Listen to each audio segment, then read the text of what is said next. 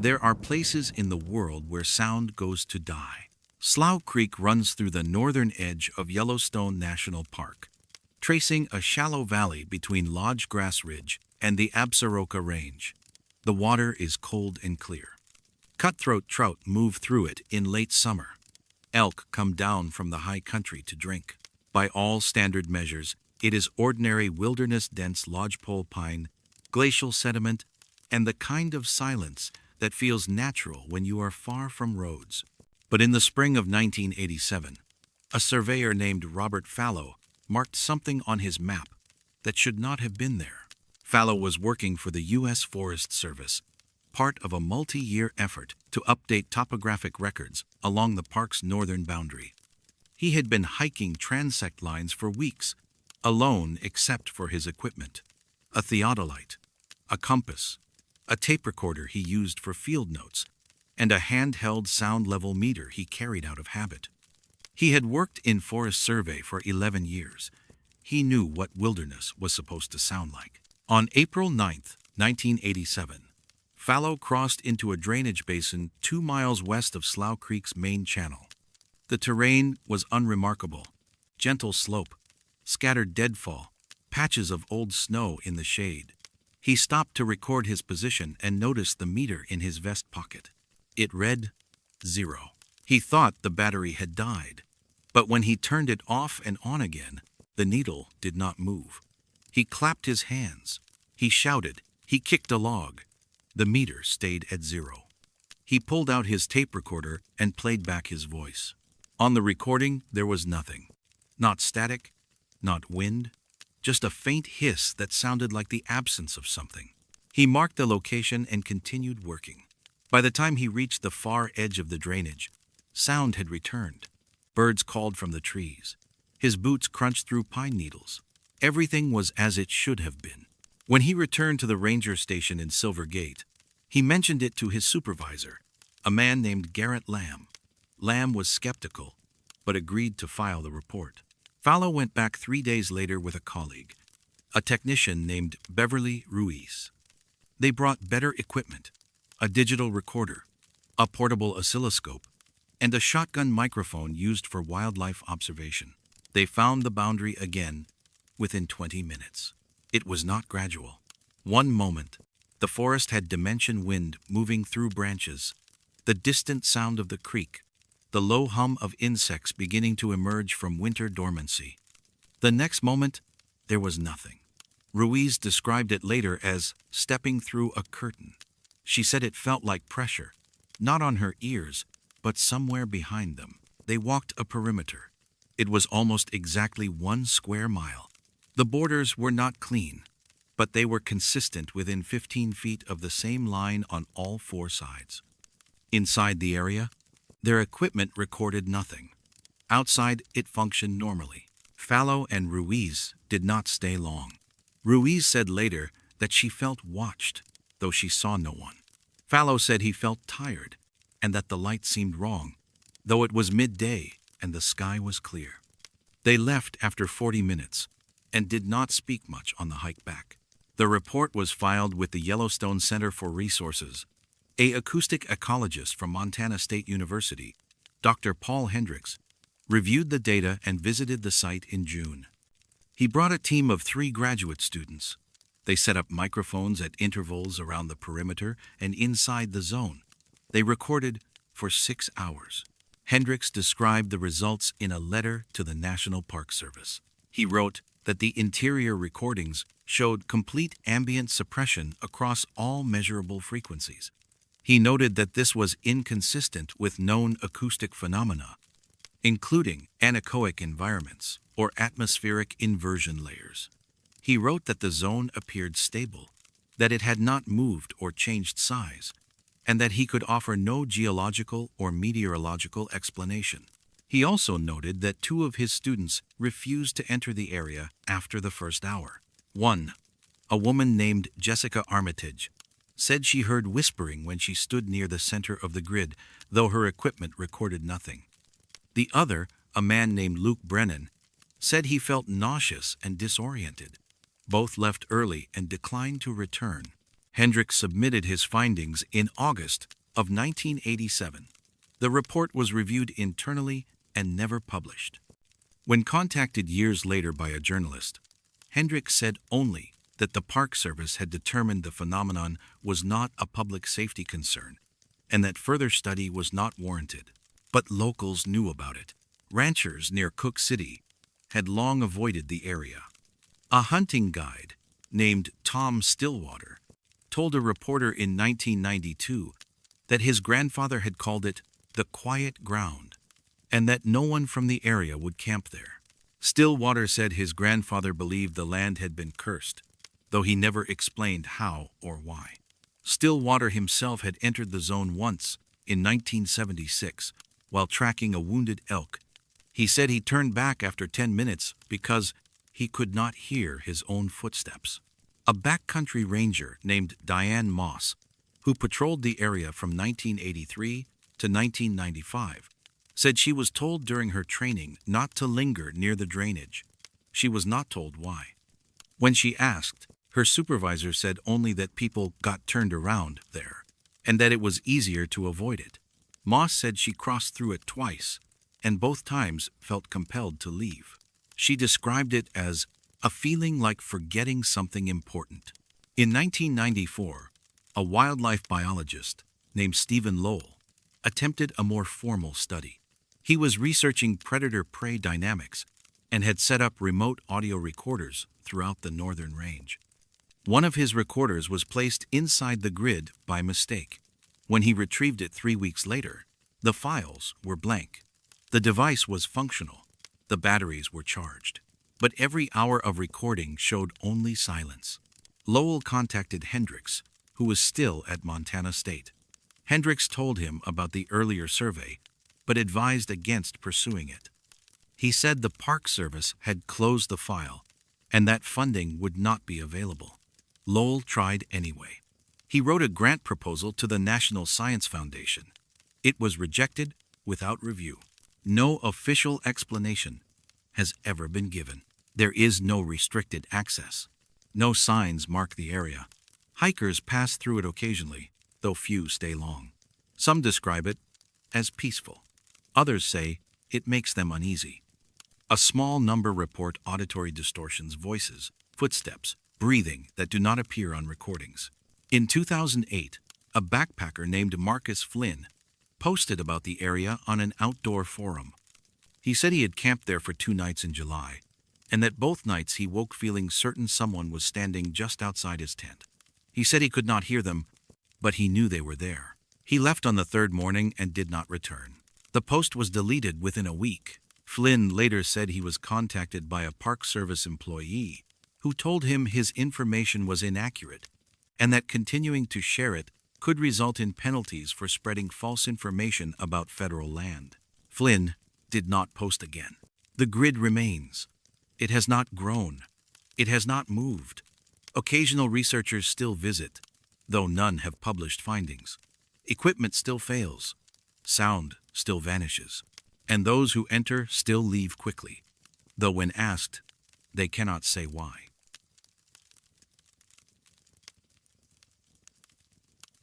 Some things appear in the chaos that should not be possible. The Hebgen Lake earthquake struck at 11:37 on the night of August 17, 1959. It measured 7.3 on the Richter scale. The epicenter was located near the northwest corner of Yellowstone National Park, in a remote section of southwestern Montana, where the Madison River cuts through steep canyon walls. The quake triggered a massive landslide. 80 million tons of rock collapsed into the Madison River Canyon, burying a campground and creating what is now known as Earthquake Lake. 28 people died. Rescue efforts began at dawn on August 18th. The landscape had been transformed overnight. Roads were destroyed. Bridges collapsed. The river had been dammed by debris, and water was rising rapidly behind the slide. Emergency crews from Montana, Idaho, and Wyoming converged on the area. Engineers assessed the landslide. Search teams combed the rubble for survivors. It was during this initial response that something was noticed. something that had nothing to do with the earthquake itself. A crew from the Montana Highway Department, led by Foreman Walter Grisham, was surveying damage along Highway 287 on the morning of August 19th. They were working near the confluence of the Madison River and Cabin Creek, approximately 6 miles downstream from the landslide. The area was covered in a fine layer of dust and ash, common after such a violent geological event. But Grisham noticed something unusual: a line of ash, perfectly straight, stretching across the valley floor. It was roughly 3 inches wide and appeared unbroken. Grisham followed it on foot for nearly half a mile before losing sight of it in the distance. He mentioned it to his supervisor, a man named Douglas Kemp, who dismissed it as debris pattern from the quake. But Grisham was insistent. He said the line was too uniform, too deliberate. That afternoon, a helicopter pilot named James Rafferty, flying reconnaissance for the Forest Service, reported seeing a similar feature from the air. He described it as a ribbon of gray material running in a nearly perfect straight line from the landslide area southwest toward the gravelly range. Rafferty estimated the line to be at least 10 miles long, possibly longer. He took photographs. The images, now archived at the Montana Historical Society, show the line clearly. It runs across open meadows, through forested sections, and over uneven terrain without deviation. In some places, it crosses the Madison River itself, resuming on the opposite bank at exactly the same angle. The width remains consistent between 2 and 4 inches. The material appears to be ash or fine sediment, pale gray in color. Rafferty reported his observations to his supervisor at the Forest Service office in West Yellowstone. A copy of his report was forwarded to the United States Geological Survey team conducting post-earthquake assessments. One of the team members, a geologist named Dr. Eugene Whitaker, reviewed the photographs and decided to investigate. On August 21st, Whitaker drove to the area with 2 colleagues, Dr. Maureen Langford and a graduate assistant named Peter Juarez. They located the line near Cabin Creek, where Grisham had first observed it. Whitaker collected samples. He measured the width and depth. The ash penetrated the soil to a depth of approximately 1 inch. He used a compass to check the alignment. The line ran true north-south, aligned within 2 degrees of magnetic north. Langford noted this in her field journal. She wrote that the alignment was statistically improbable given the chaotic forces of the earthquake.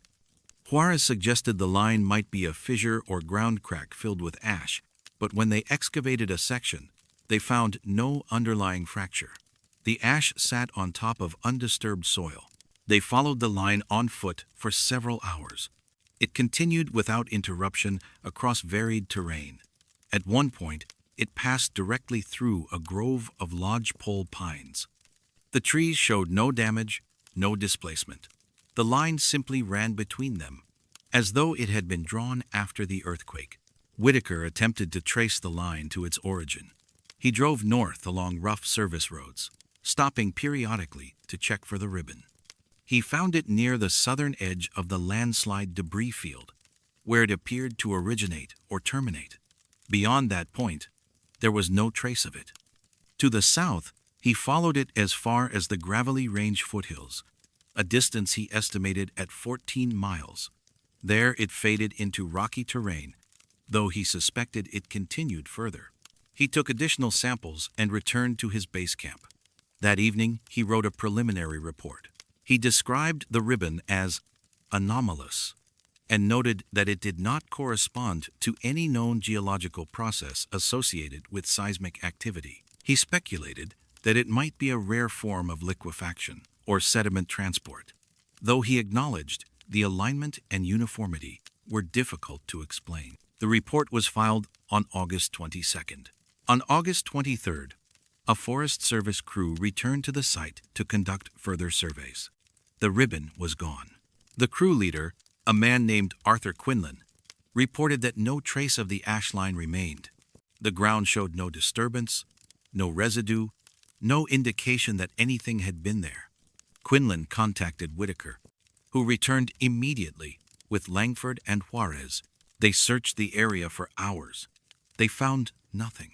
The samples Whitaker had collected were still in his possession, but the line itself had vanished.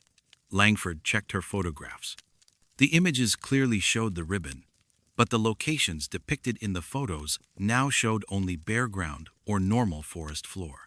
Whitaker contacted Rafferty, the helicopter pilot. Rafferty confirmed he still had his photographs and offered to fly over the area again. On August 24th, Rafferty and Whitaker conducted an aerial survey. They flew the route Rafferty had photographed 3 days earlier. There was no sign of the ribbon. Whitaker wrote a second report. He included the photographs, sample data, and witness statements from Grisham, Rafferty, Quinlan, and the Forest Service crew. He noted that the ribbon had been observed by at least 9 people and documented in multiple photographs, but had disappeared within 48 hours of the earthquake.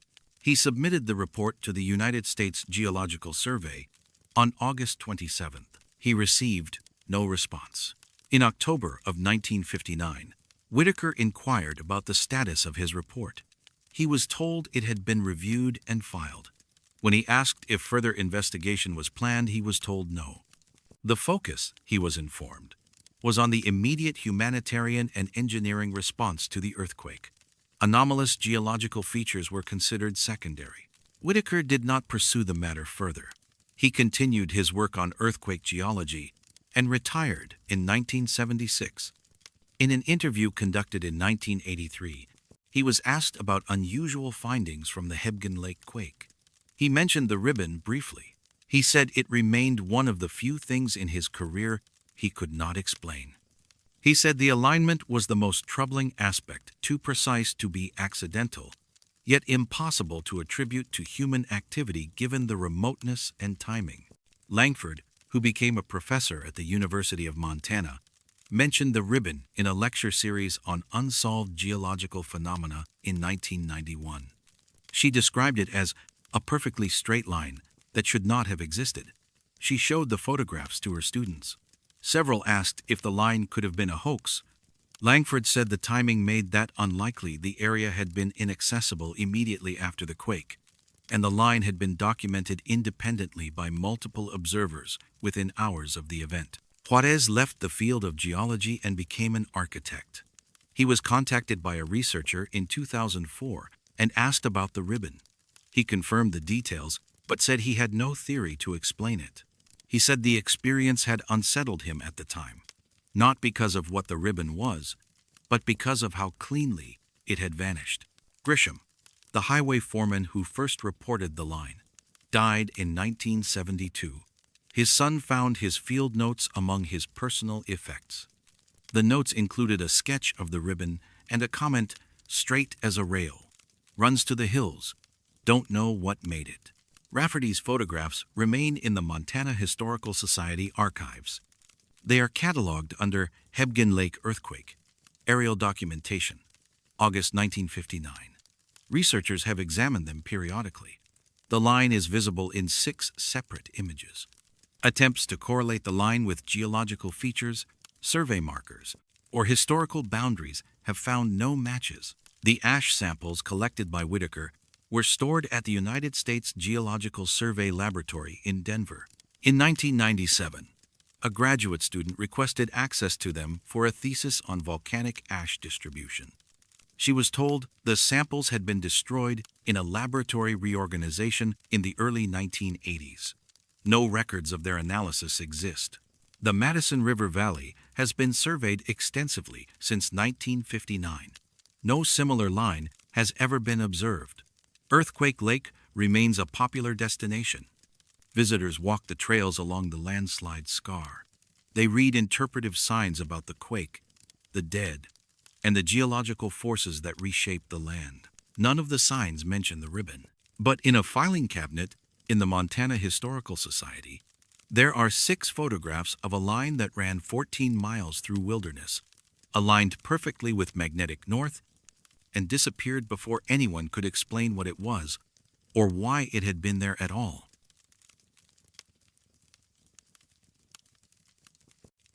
Some patterns are too precise to be accidents. Cook City sits at the northeast entrance to Yellowstone National Park, a collection of weathered buildings scattered along a single road at 7,500 feet elevation. The town was founded in 1882 during a brief gold rush that never fully materialized.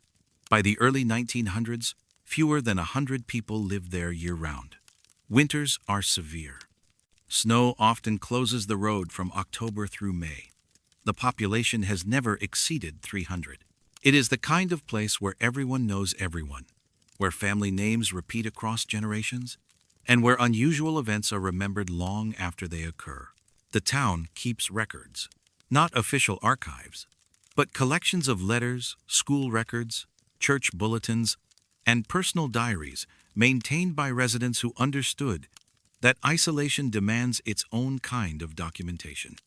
These records, now housed in the Cook City Museum and the Park County Historical Society, contain references to something that has occurred with remarkable regularity since the town's earliest years. Every 11 years, a child reports the same dream. The first documented case appeared in a letter written in 1903 by a schoolteacher named Margaret Holloway. She described a student, a boy named Thomas Weber, who told her he had been dreaming of the town built backward. Holloway wrote that Thomas said the buildings were in the right places, but their fronts faced the wrong direction. The people spoke, but their words came out reversed. He said he could understand them if he concentrated, but it made his head hurt. Holloway noted that Thomas had the dream 3 times in 1 week, then not again. She did not think much of it at the time. In 1914, a girl named Clara Simmons told her mother about a similar dream. Her mother, Anne Simmons, kept a diary. In an entry dated March 7, 1914, she wrote that Clara described walking through Cook City at night, seeing the general store facing the wrong way, and hearing people talking like a phonograph played in reverse. Anne wrote that Clara seemed disturbed by the dream and asked if something was wrong with the town. The dream stopped after 5 occurrences. Clara never mentioned it again. In 1925, a boy named Edward Voss reported the same experience. His father, a mining engineer named Harold Voss, mentioned it in a letter to his brother. Harold wrote that Edward insisted the town was turned around in his dream, and that he could hear his own name being called, but backward, so that it sounded like drawed. Harold dismissed it as childhood imagination. By 1936, a pattern had been noticed. A local woman named Lillian Drucker, who served as the town's informal record keeper, began comparing dates and accounts after her own daughter Rose described the reversed town. Drucker went through church records, school attendance logs, and personal correspondence.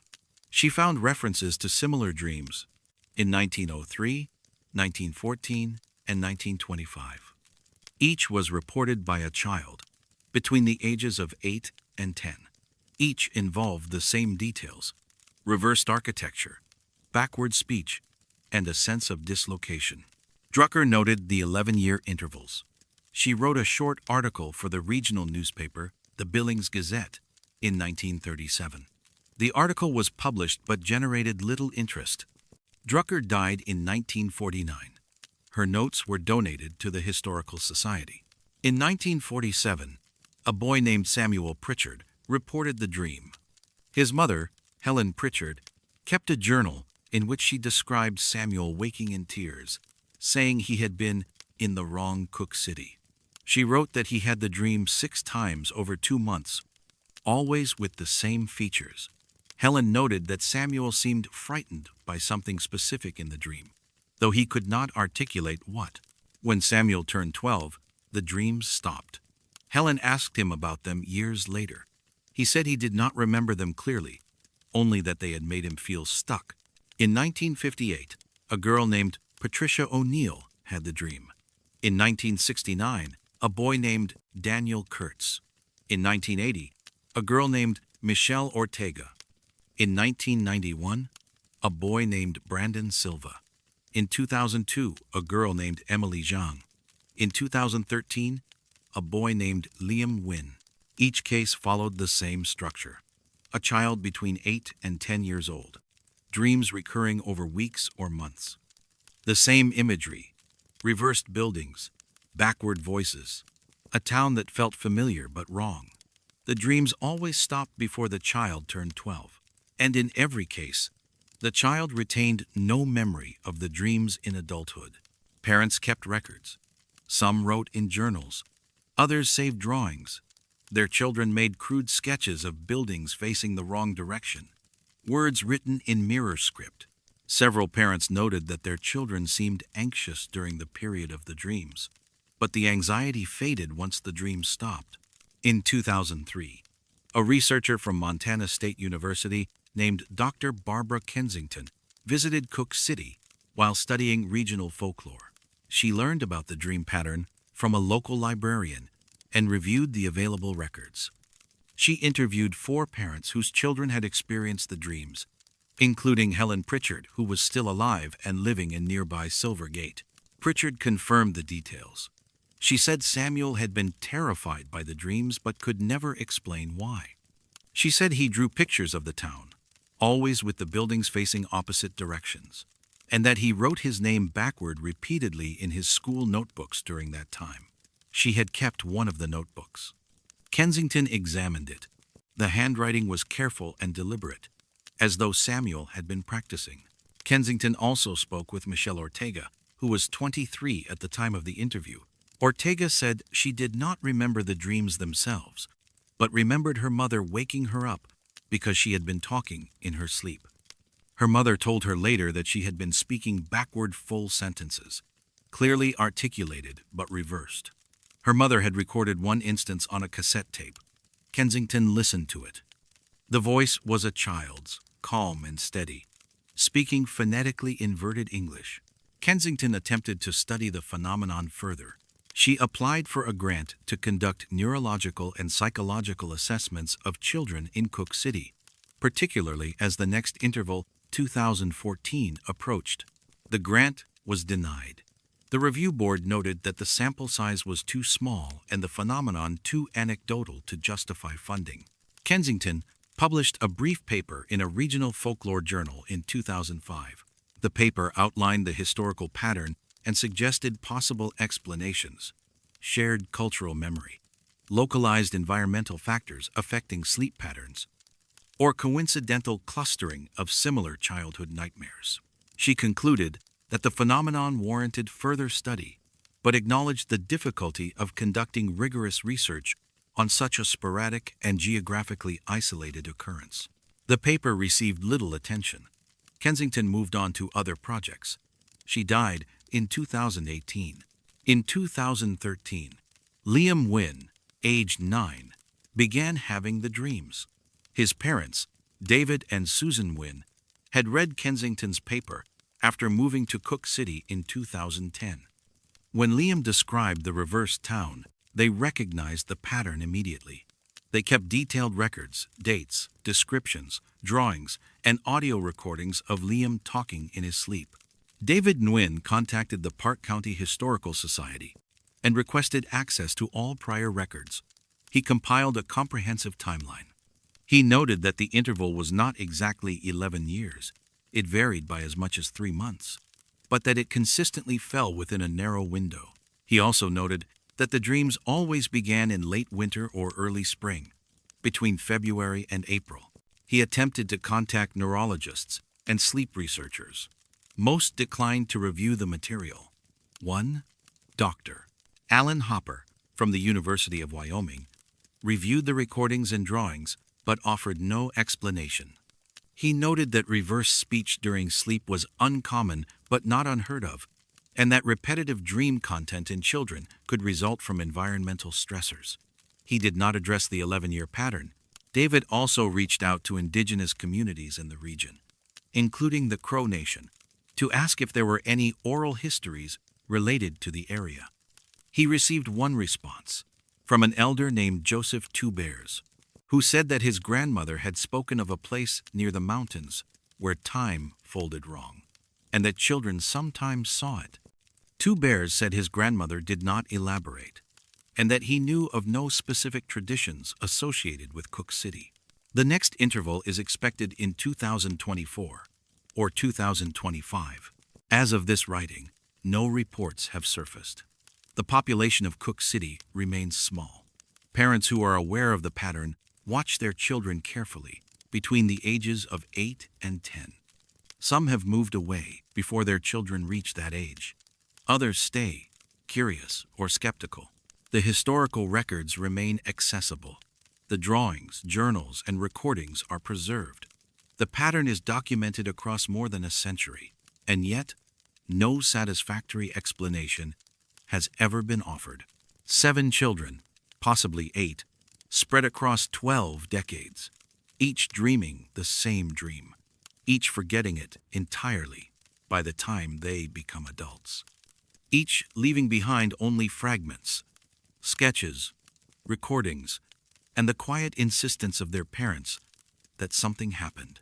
Something that repeats like clockwork every 11 years, and something that has not yet stopped.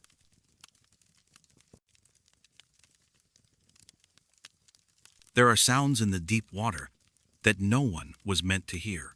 Yellowstone Lake lies at the heart of the park, a body of water covering more than 130 square miles at an elevation of 7,700 feet. It is the largest high-elevation lake in North America. The water is cold year-round, reaching temperatures barely above freezing at depth. The lake sits atop the Yellowstone caldera, one of the most geologically active regions on Earth. Hydrothermal vents dot the lake floor. Fissures release heat and gas from chambers miles below the surface. Scientists have studied the lake since the park's founding, but it was not until the mid-1970s that anyone attempted to record what lay beneath its surface. In the summer of 1978, a team from the United States Geological Survey arrived at Lake Village to conduct underwater acoustic surveys. The project was led by Dr. Philip Garrett, a marine geophysicist with experience in oceanic research. The goal was to map hydrothermal activity using sound monitoring, low-frequency emissions from vents, cataloging seismic signatures, and establishing baseline data for future studies. The team consisted of 4 researchers: Garrett, a sonar technician named Laura Vasquez, a field geologist named Ian McAllister, and a graduate student named Timothy Brenner. They brought hydrophones, underwater microphones capable of detecting sounds across a wide frequency range, and a portable recording system housed in a weatherproof case. They began their work on July 12, 1978. The weather was clear. The lake was calm. They launched a small motorboat from the marina and motored to a site near Stevenson Island, roughly in the center of the lake. The water there was more than 300 feet deep. Vasquez deployed the hydrophone at 10 o'clock in the morning. The device descended on a cable, stabilizing at a depth of 250 feet. She connected the cable to the recording system and switched it on. The team expected to hear the hiss of thermal vents, the low rumble of geothermal movement, and perhaps the occasional biological noise fish, though the lake held few species. What they heard was something else. At first, the audio was unremarkable. Background noise, water current, a faint hum that Vasquez attributed to the hydrophone's electronics. But after 20 minutes, a new sound emerged. It was rhythmic, a series of pulses, low in frequency, occurring at regular intervals. Garrett described it later as similar to sonar pings, but organic, softer, more modulated. The pulses continued for 11 minutes. Then they stopped. The team waited. After 6 minutes of silence, the pulses resumed, this time overlapping. 2 distinct sources, slightly out of phase. Then 3. Then 5. Brenner, who was monitoring the recording equipment, noted the timestamp, 10:53 in the morning. He described the sound in his field notes as layered and almost melodic. McAllister, listening through headphones, said it reminded him of whale song, though he knew there were no whales in Yellowstone Lake. The sounds continued for 40 minutes. Then they changed. The pulses became more complex, rising and falling in pitch, varying in duration, occurring in patterns that suggested structure. Garrett later told a colleague that the sounds felt intentional, though he could not explain why. Vasquez recorded everything. When the session ended at 12:30 in the afternoon, the team had captured more than 2 hours of audio. They returned to shore and reviewed the recordings. Garrett played segments back at different speeds. Slowed down, the sounds became deeper, almost mournful. Sped up, they resembled speech, not words, but the cadence of conversation. The team returned the following day. They deployed the hydrophone at the same location and depth. The sounds began again, this time within 15 minutes. Same patterns, same rhythm. Garrett decided to move to a different site. They motored to the west side of the lake, near the mouth of the Yellowstone River. The hydrophone descended. The sounds were still there, fainter, but present. Over the next 5 days, the team conducted surveys at 8 different locations. The sounds appeared at every site. They were loudest near the center of the lake and weakest near the shoreline. They occurred most often in the late morning and early afternoon. They never lasted more than an hour, but they always followed the same progression. Simple pulses, then overlapping sources, then complex modulations. On July 18th, Garrett contacted his supervisor at the United States Geological Survey Office in Menlo Park, California.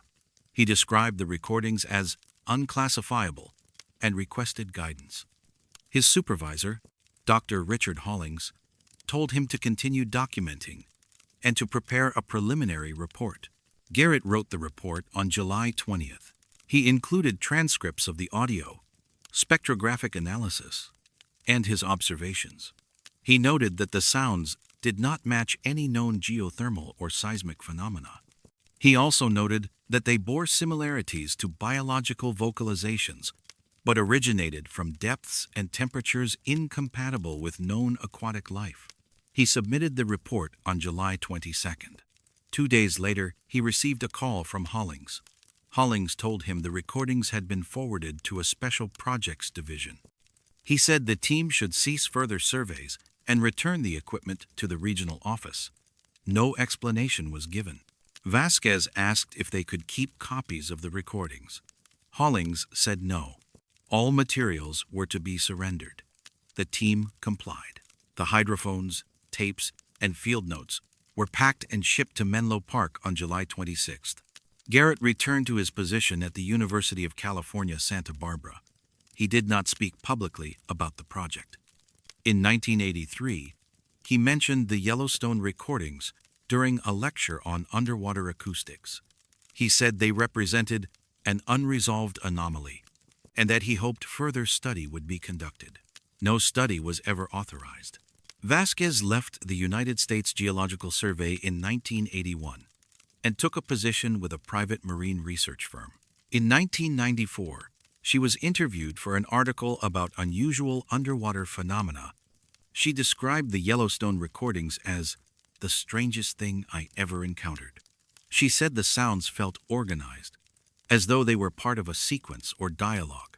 She said she had requested access to the original tapes multiple times, but had been denied. McAllister retired in 2006. In a private interview conducted in 2009, he said he believed the sounds were biological in origin, but that no known species could produce them. He said he had reviewed recordings of deep-sea organisms, cetaceans, and even ice quakes, but none matched the patterns from Yellowstone Lake. He also said he suspected the recordings had been classified for reasons unrelated to geology. Brenner, the graduate student, completed his degree and left the field of geophysics. He became a high school science teacher in Oregon. In 2015, he wrote a letter to a researcher investigating acoustic anomalies. He described the Yellowstone recordings and said he still thought about them. He wrote that the sounds had a quality of response, as though they were aware of being recorded. He said he did not know if that was scientifically possible, but that the impression had never left him. The recordings have never been released. Requests filed under the Freedom of Information Act have been denied. The United States Geological Survey maintains that the tapes are part of an ongoing research project and cannot be disclosed. No publications referencing the recordings exist in any scientific database. In 2003, a documentary filmmaker named Karen Rundle attempted to investigate the incident. She contacted all 4 team members. Garrett declined to participate. Vasquez agreed to an interview, but said she could not provide details without violating her non-disclosure agreement. McAllister spoke briefly but requested his comments not be used. Brenner agreed to speak on camera but asked that his face not be shown. Rundle also filed requests with the National Park Service and the United States Geological Survey. Both agencies acknowledged the 1978 survey, but said no unusual findings had been reported. When Rundle presented them with field notes she had obtained from Brenner, they declined to comment. The documentary was never completed. Rundle said in a later interview that funding was withdrawn and that she had been advised by legal counsel not to pursue the project further. Yellowstone Lake remains one of the least understood bodies of water in the United States. Hydrothermal surveys continue, though acoustic monitoring has been limited. Researchers still descend hydrophones into the depths, still record the sounds of vents and fissures, still analyze the rumble of the caldera beneath, but no team has ever reported hearing what Garrett and his colleagues heard in July of 1978. Or if they have not been allowed to say.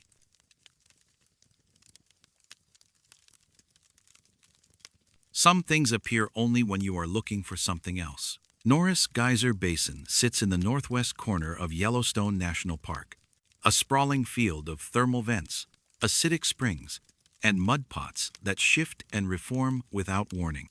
It is the hottest and most volatile geothermal area in the park. Steam rises in columns thick enough to obscure the landscape. The ground is white with mineral deposits. In winter, the contrast is stark. Snow covers everything except the heated ground, creating borders between frozen earth and scalding water that can shift overnight. The basin has been studied since the park's founding in 1872. Geologists mapped its features. Chemists analyzed its waters. By the mid-20th century, rangers were tasked with monitoring thermal activity to predict eruptions and protect visitors. In 1952, the Park Service began using infrared imaging equipment, crude by modern standards, but effective enough to detect heat sources in total darkness. It was during these surveys that something was recorded that should not have been there. On the night of January 14, 1952, Ranger Howard Dalton conducted a routine thermal scan of the Porcelain Basin, a subregion of Norris known for its pale, silica-crusted ground. Dalton was accompanied by a research assistant named Vincent Ruark, on loan from the United States Geological Survey. They began their survey at 11 o'clock at night. The temperature was 6 degrees below zero. The wind was calm. Visibility was good under a half moon. Dalton's equipment consisted of an early infrared detector mounted on a tripod, connected to a film camera that recorded heat differentials as grayscale images. The process was slow. Each exposure took several minutes. Dalton would aim the detector, wait for the image to stabilize, and then trigger the camera. Ruark kept notes on location, temperature, and time. At approximately 12:45 in the morning, Dalton captured an image of the northwest quadrant of Porcelain Basin. When the film was developed 3 days later, it showed 7 distinct heat signatures. Each was roughly human in size and shape. They stood in a loose semicircle, evenly spaced, approximately 30 feet from the nearest thermal vent. Dalton assumed the signatures were residual heat, perhaps visitors who had stood there earlier in the day, their warmth absorbed by the ground and radiating slowly overnight. But when he cross-referenced his notes, he found that the area had been closed to the public for 2 weeks due to unstable ground conditions. No one should have been there. He returned the following night with Ruark and a second ranger, a woman named Evelyn Kowalski. They set up in the same position and conducted another scan at the same time. The signatures appeared again. Same formation, same size, same locations, within a margin of 3 feet. Kowalski suggested they approach. They walked toward the coordinates where the heat sources had appeared. The ground was frozen solid, except near the vents. There were no footprints, no disturbed snow, no warmth except what radiated naturally from the geothermal features. They waited for 20 minutes. The temperature continued to drop. They saw nothing. When they returned to the station and developed the second night's film, the signatures were there again. Dalton filed a report with the park superintendent, a man named Arthur Blevins. Blevins reviewed the images and authorized a third survey. This time, he sent 4 rangers, along with a geologist from the University of Wyoming named Dr. Raymond Sadowski. They conducted the scan on January 23, 1952, again after midnight. Again, the 7 signatures appeared. Again, when approached, there was nothing. Sadowski examined the images closely. He noted that the heat signatures were consistent in temperature, approximately 98 degrees Fahrenheit, the temperature of a living human body. He also noted that they appeared to be standing, not sitting or lying down, and that their positions did not correspond to any known geothermal anomaly. He had no explanation. The surveys continued sporadically over the next 2 years. In December of 1952, the signatures appeared twice more.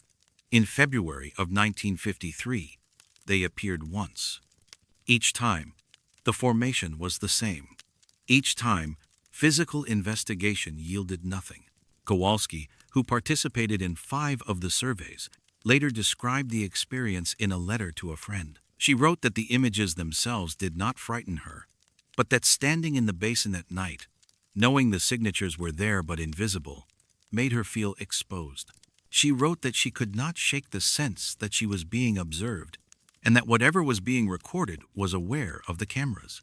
Ruark, the USGS assistant, left Yellowstone in March of 1953 and requested reassignment. He did not provide a reason. In a private memo to his supervisor, he wrote only that the work at Norris had become untenable and that he did not wish to return. Dalton continued the surveys alone through the winter of 1953 and into 1954. The signatures appeared 3 more times. On the final occasion, March 9, 1954, Dalton recorded an additional detail. One of the 7 signatures appeared slightly closer to the camera than in previous images, approximately 5 feet forward from its usual position. Dalton noted this in his report.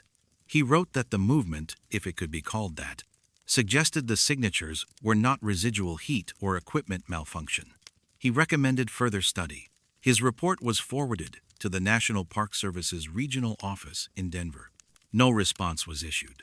In June of 1954, the Park Service discontinued nighttime thermal surveys at Norris Geyser Basin.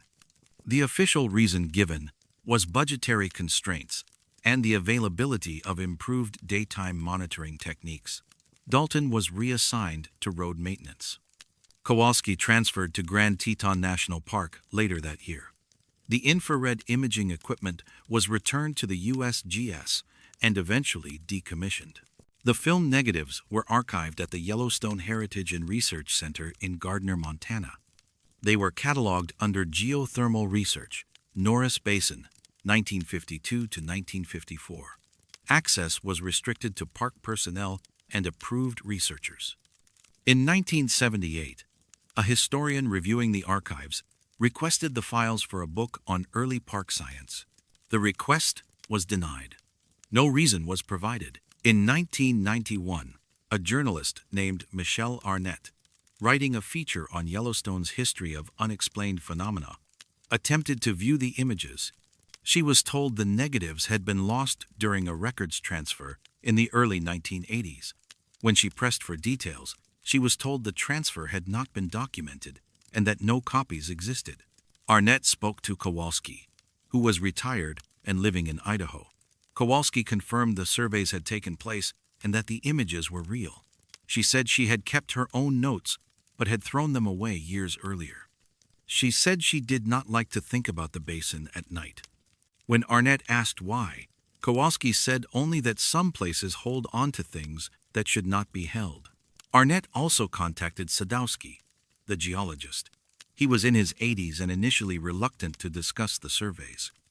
Eventually, he confirmed that he had examined the images and found them inconsistent with known thermal behavior.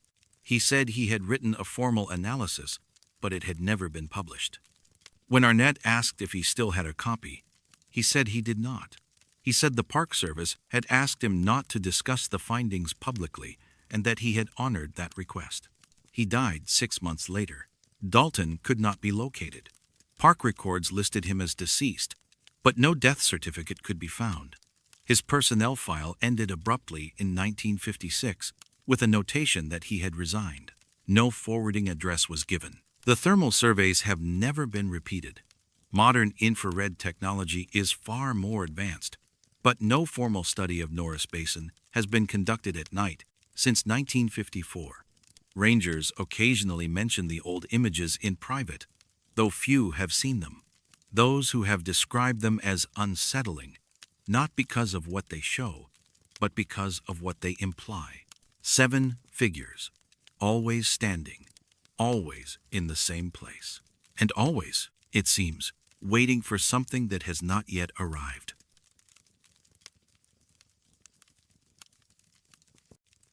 Some signals are not meant to be answered. Gardner sits at the north entrance to Yellowstone National Park, a small town wedged between the Yellowstone River and the steep slopes of the Gallatin Range. The population has never exceeded 1,000. In winter, the town is isolated, snow closes roads, and the wind comes down from Electric Peak with enough force to rattle windows. The area has a military history. During World War II, the Army maintained several remote communications stations in the mountains surrounding the park, part of a network designed to relay signals across the northern Rockies. Most of these stations were abandoned after the war. Their locations were never fully documented. Some were dismantled. Others were simply left to decay. In the spring of 1971, a man named Gerald Nystrom moved to Gardner. He was 53 years old, recently retired from a career in telecommunications. He had worked for Bell Labs in New Jersey and had developed an interest in radio as a hobby. When he settled in Gardner, he built a small workshop in his basement and set up equipment to monitor shortwave frequencies. Nystrom kept logs. He recorded the time, frequency, and nature of every signal he detected. Most were mundane commercial broadcasts, amateur radio operators, occasional military traffic. But on the night of April 6, 1971, he picked up something unusual. It appeared on a frequency of 4.7 megahertz, a range once used by the Army Signal Corps, but largely abandoned by the early 1960s. The signal was faint, distorted by static, but clear enough to discern. It consisted of a sequence of numbers, spoken slowly in a woman's voice, followed by a brief pause, and then 2 words, "Still here." The transmission lasted 17 seconds. Then it stopped. Nystrom checked his equipment. He confirmed the frequency. He waited, but the signal did not return. He noted the time, 2:04 in the morning. He thought little of it.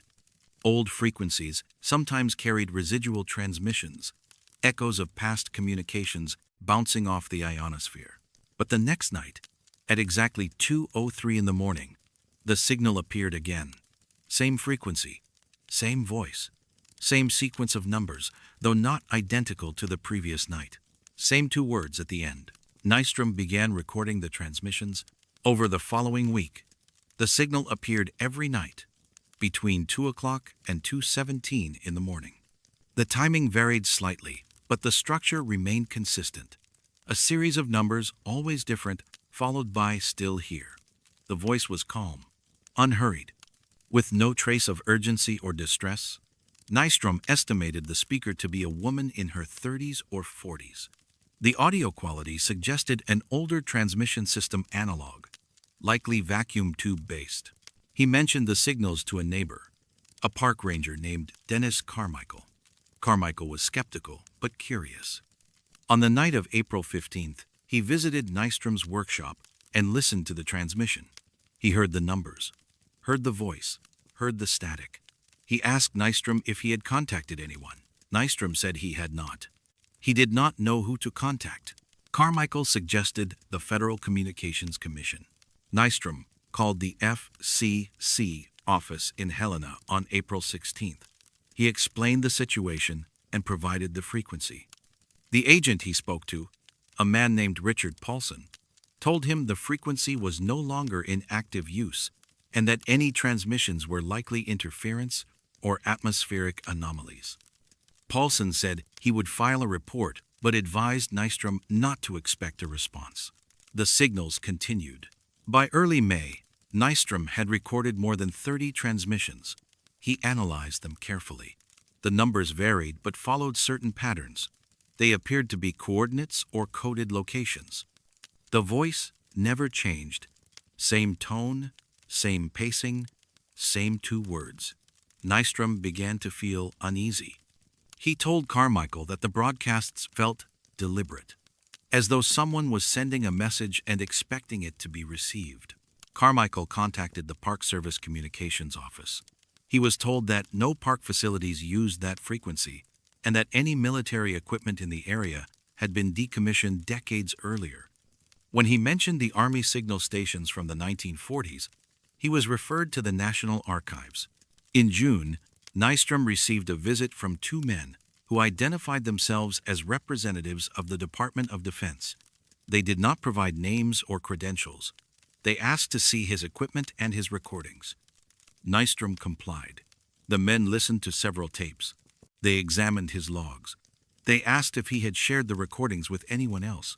He said he had not, aside from Carmichael and the FCC. The men told him the signals were residual transmissions from a defunct military installation, and that they posed no security concern. They said the broadcasts would cease on their own, and that no further action was necessary. They did not explain why the transmissions were still occurring nearly 30 years after the stations had been abandoned. They left without taking any of Nystrom's recordings. The signals continued until September 23, 1971. That night, the transmission appeared at 2:09 in the morning. It was the same as always, numbers, then still here. Then it stopped. It did not return the following night, or the night after that. Nystrom monitored the frequency for weeks. There was nothing. On September 28th, a Forest Service crew conducting trail maintenance in the Absaroka Range, approximately 40 miles southeast of Gardner, discovered the remains of a structure buried under a rock slide. The site was remote, accessible only by foot or horseback. The crew reported the finding to their supervisor, a man named Victor Hollis, who contacted the Park Service. An investigation team was sent to the site. They found the remnants of a small building, partially collapsed and covered by debris. The structure was identified as a World War II-era Army communications outpost, one of several built in the region, but never documented in post-war records.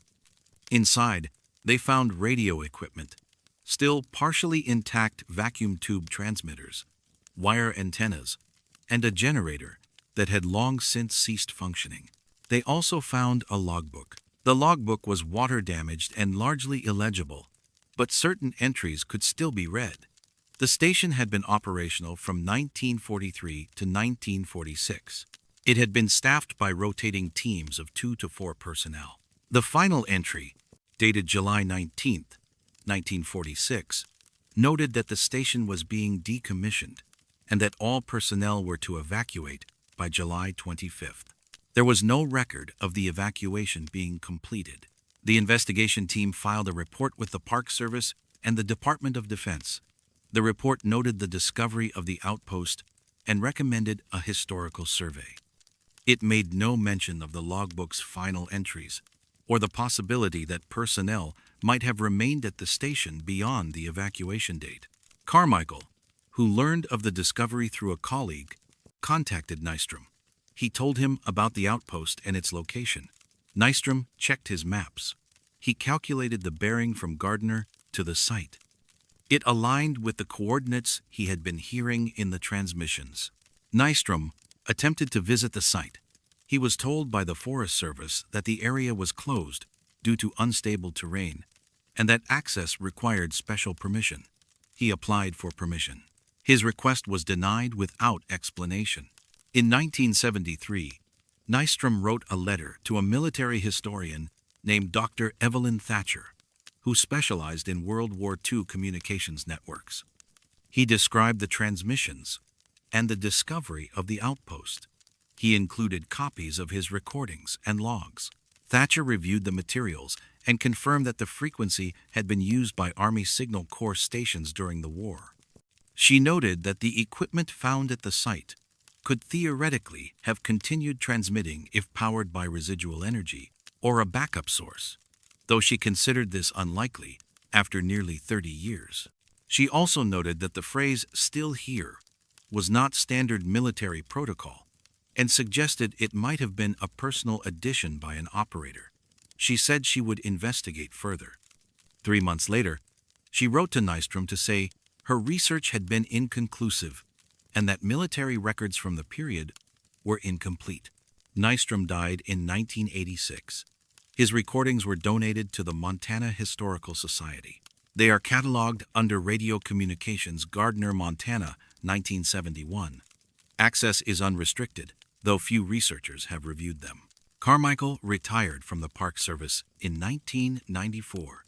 In a private interview conducted in 2001, he said he still thought about the transmissions. He said the timing troubled him 6 months of nightly broadcasts, then silence the same week the outpost was discovered. He said he did not believe in coincidences, but had no other explanation. The outpost site was cleared in 1974. The equipment was removed and sent to a military archive. The logbook was never made public. Requests to view it have been denied on the grounds that it contains information relevant to ongoing historical assessments. The frequency remains silent, but every few years, someone in Gardner mentions hearing something late at night. Numbers, static, a voice that sounds like it is waiting for a response that will never come.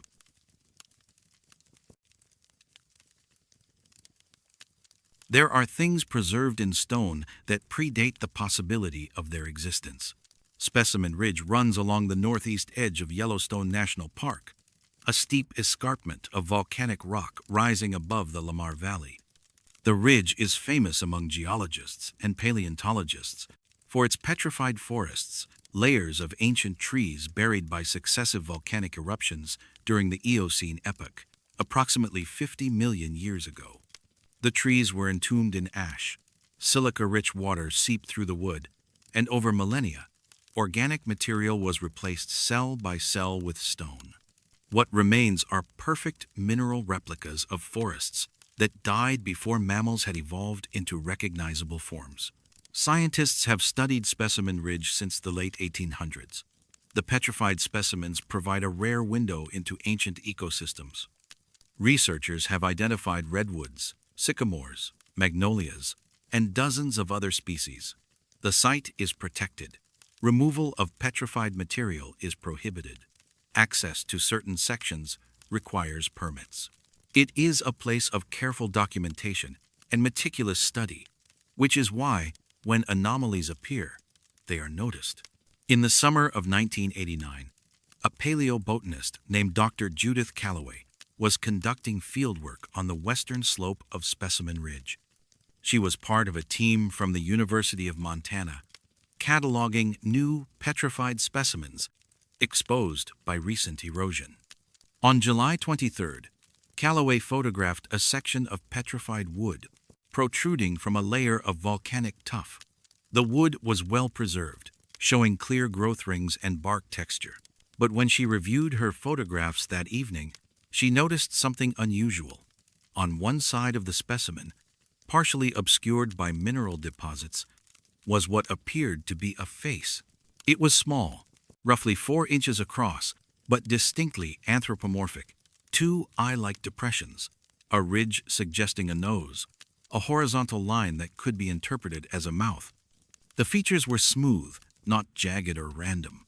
They appeared carved, or at least shaped with intention. Calloway returned to the site the next day with a colleague, Dr. Raymond Pedersen. They examined the specimen closely. Pedersen noted that the face-like features were part of the petrified wood itself, not surface weathering or lichen growth. The indentations had the same mineralization as the rest of the specimen.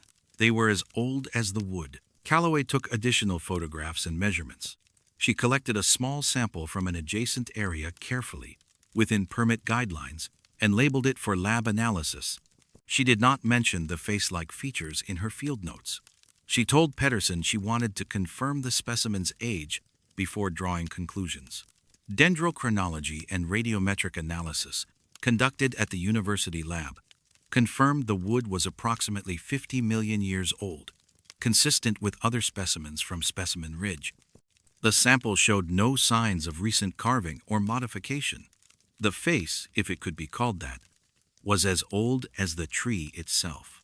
Callaway did not publish her findings. When asked about it years later, she said she did not want to invite speculation. She said the scientific community was conservative, and unusual claims required extraordinary evidence. She said she was not certain what she had found, and uncertainty was not publishable. But she was not the only one to notice the faces. In 1994, a graduate student named Marcus Okereke was conducting his own survey of Specimen Ridge as part of his doctoral research. He was working on a different section of the ridge, nearly 2 miles from where Callaway had worked. On August 5th, he photographed a petrified stump embedded in a cliff face. When he processed his images, he saw it another face, this one more pronounced. The features were similar to what Callaway had documented: smooth, symmetrical, vaguely human. Okereke showed the image to his advisor, Dr. Lydia Brennan, a paleobotanist with 20 years of experience. Brennan examined the photograph and requested to see the specimen in person. They hiked to the site together on August 8th. Brennan studied the formation for over an hour. She used a hand lens to examine the surface. She took rubbings. She measured the proportions. She told Okereke the features were inconsistent with natural erosion patterns. She said the symmetry was too precise. She also said the specimen should not be included in his dissertation. When Okereke asked why, she said it would raise questions he could not answer and would jeopardize his credibility. Okereke completed his doctorate without mentioning the faces. He left academia shortly after and now works as an environmental consultant in Oregon. In a brief email exchange in 2016, he confirmed the incident but declined to discuss it further. He said only that he trusted Brennan's judgment. Brennan never published anything about the faces. She retired in 2009. Attempts to contact her for comment have been unsuccessful. In 2002, a third case emerged. A Park Service paleontologist named Dr. Elliot Varga was conducting a routine survey of erosion patterns on Specimen Ridge. He discovered a partially exposed petrified log on the ridge's northern face. The log showed the same face-like features, smooth indentations, forming eyes, nose, and mouth. Varga documented the find and reported it to his supervisor, a man named Gerald Tompkins. Tompkins reviewed Varga's photographs and notes. He told Varga the features were pareidolia, the human tendency to see faces in random patterns. He said the Park Service had no interest in promoting pseudoscientific interpretations of geological formations. He instructed Varga to remove the references from his report. Varga complied, but he kept his original notes and photographs. In 2011, he shared them with a journalist named Andrea Wolf, who was researching unexplained geological phenomena in national parks. Wolf reviewed the materials and attempted to visit the site. She was told by the Park Service that the area was closed due to unstable terrain. When she requested access for research purposes, her application was denied. Wolf contacted Callaway, Brennan, and Okereke. Only Callaway responded. She confirmed she had seen similar features but said she could not explain them. She said she had stopped thinking about it years ago because there was no productive line of inquiry. When Wolf asked if she thought the faces were carved, Callaway said she did not know what else to call them, but that saying so publicly would destroy her reputation. Wolf attempted to publish an article about the faces. The article was rejected by 3 scientific journals and 2 popular science magazines. Editors cited lack of peer-reviewed research and insufficient evidence. One editor noted that the article made extraordinary claims without addressing the temporal impossibility. The temporal impossibility is the central problem. The petrified wood dates to 50 million years ago. Homo sapiens did not exist until approximately 300,000 years ago. No known hominid species existed 50 million years ago. No tool-using species of any kind existed. The Eocene epoch was dominated by early mammals, small, primitive, incapable of symbolic thought or artistic expression. And yet, the faces are there. 3 separate researchers, working independently across 13 years, documented the same phenomenon. The features are consistent in style, smooth, symmetrical, minimalist. They appear on specimens scattered across several square miles of specimen ridge. They are part of the petrified wood, not surface alterations. They are 50 million years old. No formal study has been conducted. No academic paper has been published. The Park Service does not acknowledge the phenomenon. When asked, rangers say they are not aware of any unusual features on Specimen Ridge. The specimens Callaway, Okereke, and Varga documented are no longer accessible, covered by rockfall, overgrown, or deliberately obscured. But photographs exist. Callaway's images are stored in a university archive. Varga's notes are in private hands. Okereke confirmed his findings in writing. The evidence is fragmentary, but consistent. In 2019, a hiker posted a photograph on social media showing a petrified stump on Specimen Ridge. The stump had a face. The post was briefly popular, then disappeared. The hiker's account was deleted. No explanation was given. Specimen Ridge remains open to researchers with proper permits. Erosion continues to expose new specimens. Teams from universities and museums conduct surveys every summer. They catalog growth rings, identify species, and map the ancient forests layer by layer. But no one discusses the faces, and no one explains how something that should not exist appears again and again, carved into stone that predates the carvers by 50 million years.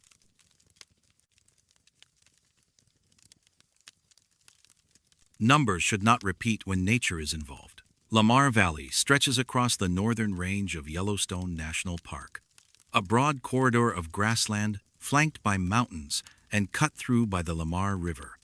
It has been called the Serengeti of North America for its visible wildlife populations: bison, elk, pronghorn, grizzly bears, and wolves.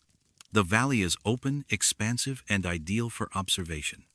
Biologists have studied it for decades.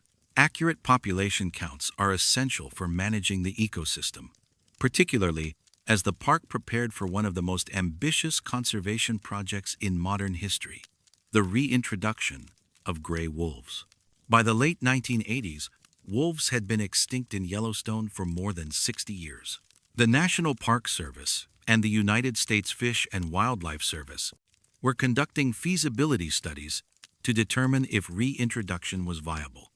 A key component of these studies was understanding prey populations, specifically how many elk lived in the park and whether the ecosystem could support predators. In the spring of 1989, a team of wildlife biologists began conducting aerial surveys of Lamar Valley. The team was led by Dr. Vanessa Kirkland, a veteran researcher with the Montana Cooperative Wildlife Research Unit.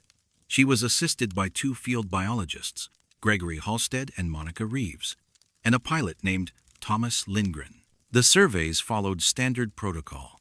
Lindgren flew a fixed-wing aircraft at low altitude while Kirkland and her team counted elk from the passenger seats.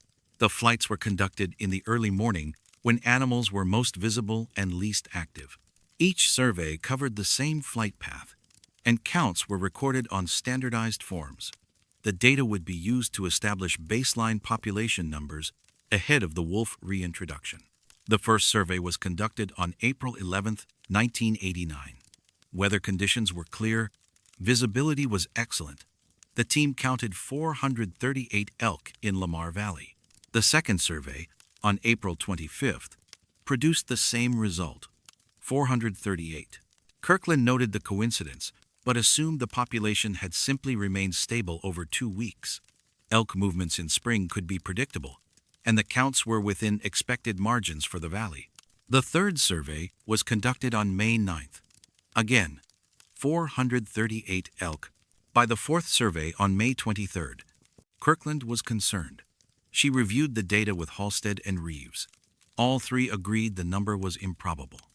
Elk populations fluctuated constantly due to births, deaths, predation by bears and cougars, and migration. To record the same count across 4 separate flights was statistically unusual. Kirkland decided to cross-reference the aerial data with ground observations. Park rangers and volunteers had been conducting their own counts from observation points along the valley floor. The ground counts varied significantly, ranging from 390 to over 500 elk, depending on the day and location. But every aerial survey, without exception, recorded 438. On June 6th, Kirkland conducted the fifth survey. She brought along a second observer, a biologist from the University of Wyoming named Dr.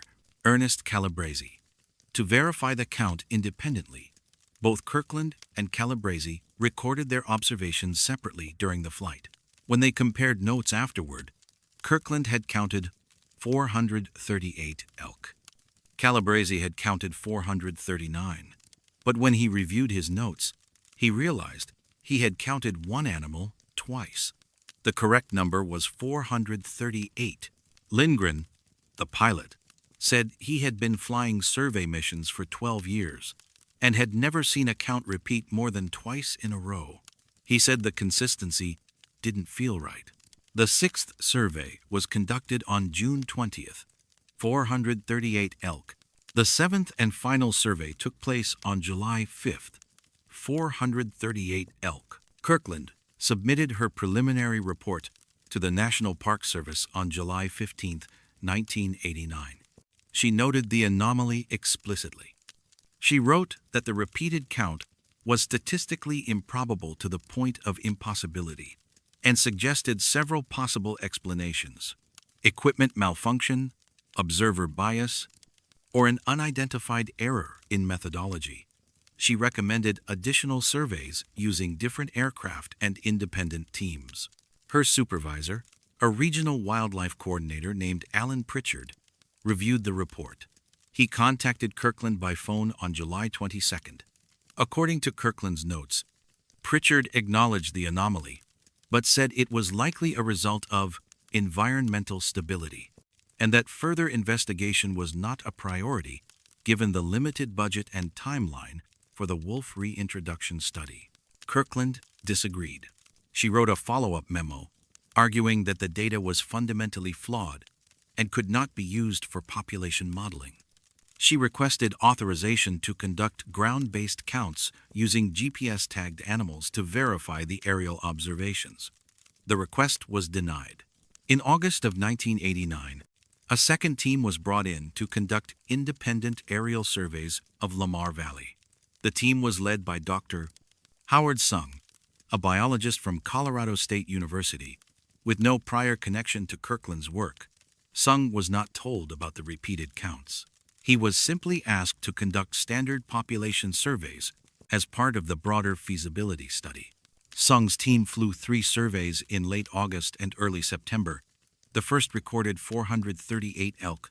The second recorded 437. The third recorded 438. When Sung submitted his data, he noted the near-identical counts and expressed mild surprise. But he attributed it to stable environmental conditions and the relatively small geographic area being surveyed. He did not consider it unusual enough to warrant further comment. Kirkland learned of Sung's results in October. She contacted him directly and explained her own findings. Sung reviewed both datasets and agreed the pattern was strange.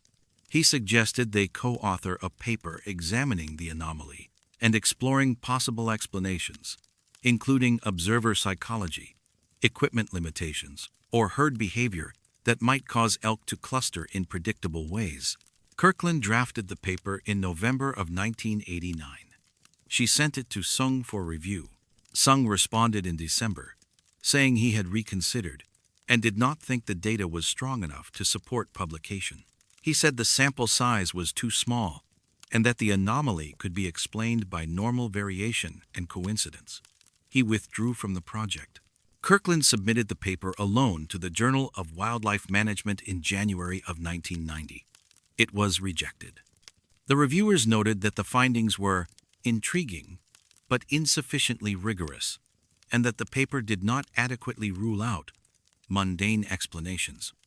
One reviewer wrote that coincidental repetition, while unlikely, is not impossible. Kirkland revised the paper and submitted it to a second journal. It was rejected again. She did not attempt a third submission. In 1991, Kirkland left her position with the Montana Cooperative Wildlife Research Unit and took a teaching job at a small college in Idaho. She did not conduct further research on the Lamar Valley counts. In a letter to a colleague written in 1993, she said the experience had been professionally demoralizing and that she had come to believe the data was either flawed, in ways she could not identify, or reflective of something outside her understanding. Halstead and Reeves, the two field biologists who had assisted Kirkland, both left wildlife research within a few years. Halstead became a high school teacher. Reeves moved into environmental consulting. Neither has spoken publicly about the surveys. Lindgren, the pilot, continued flying for the Park Service until his retirement in 2004. In a brief interview conducted in 2007, he confirmed the flights and the repeated counts. He said he remembered the number 438 because it had seemed locked in place. He said he did not have an explanation, but that the experience had made him uneasy in a way he could not articulate. The wolf reintroduction proceeded as planned. Wolves were released into Yellowstone in 1995 and 1996. The program was considered a success. Elk populations in Lamar Valley declined significantly in the years following reintroduction, stabilizing at lower levels as the ecosystem adjusted to the presence of predators. No further aerial anomalies have been reported. The original data from Kirkland's surveys is stored in the National Park Service archives in Gardner, Montana. Access is unrestricted, though few researchers have reviewed it. The count sheets are handwritten, clear, and consistent. 7 flights, 7 counts, all 438. In 2012, a graduate student named Oliver Tan reviewed the data as part of a thesis on historical wildlife survey methodologies. He noted the repeated count and attempted to contact Kirkland for clarification. She declined to be interviewed. Tan included a footnote in his thesis acknowledging the anomaly, but offered no explanation. The Lamar Valley remains one of the most studied landscapes in North America. Elk are counted regularly using modern methods, drones, GPS collars, infrared imaging. The numbers vary as they should. Populations rise and fall with the seasons, with predation, with the weather. But somewhere in an archive, on 7 sheets of paper dated between April and July of 1989, the same number appears again and again. 438 elk, counted from the air, unchanging across 3 months. And no one has ever explained why.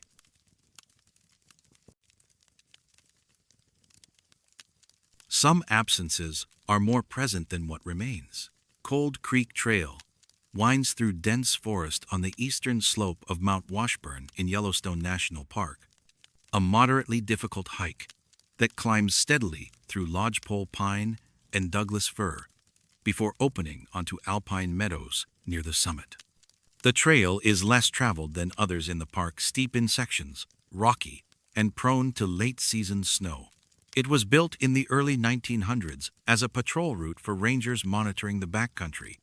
By the mid-20th century, it had become a recreational trail, though it never attracted the crowds that flocked to more accessible areas.